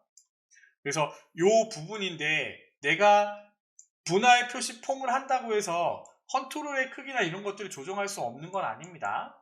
여기 있는 부분에서 컨트롤 크기 조정할 일이 있으면 새로운 필드의 추가는 가능하다.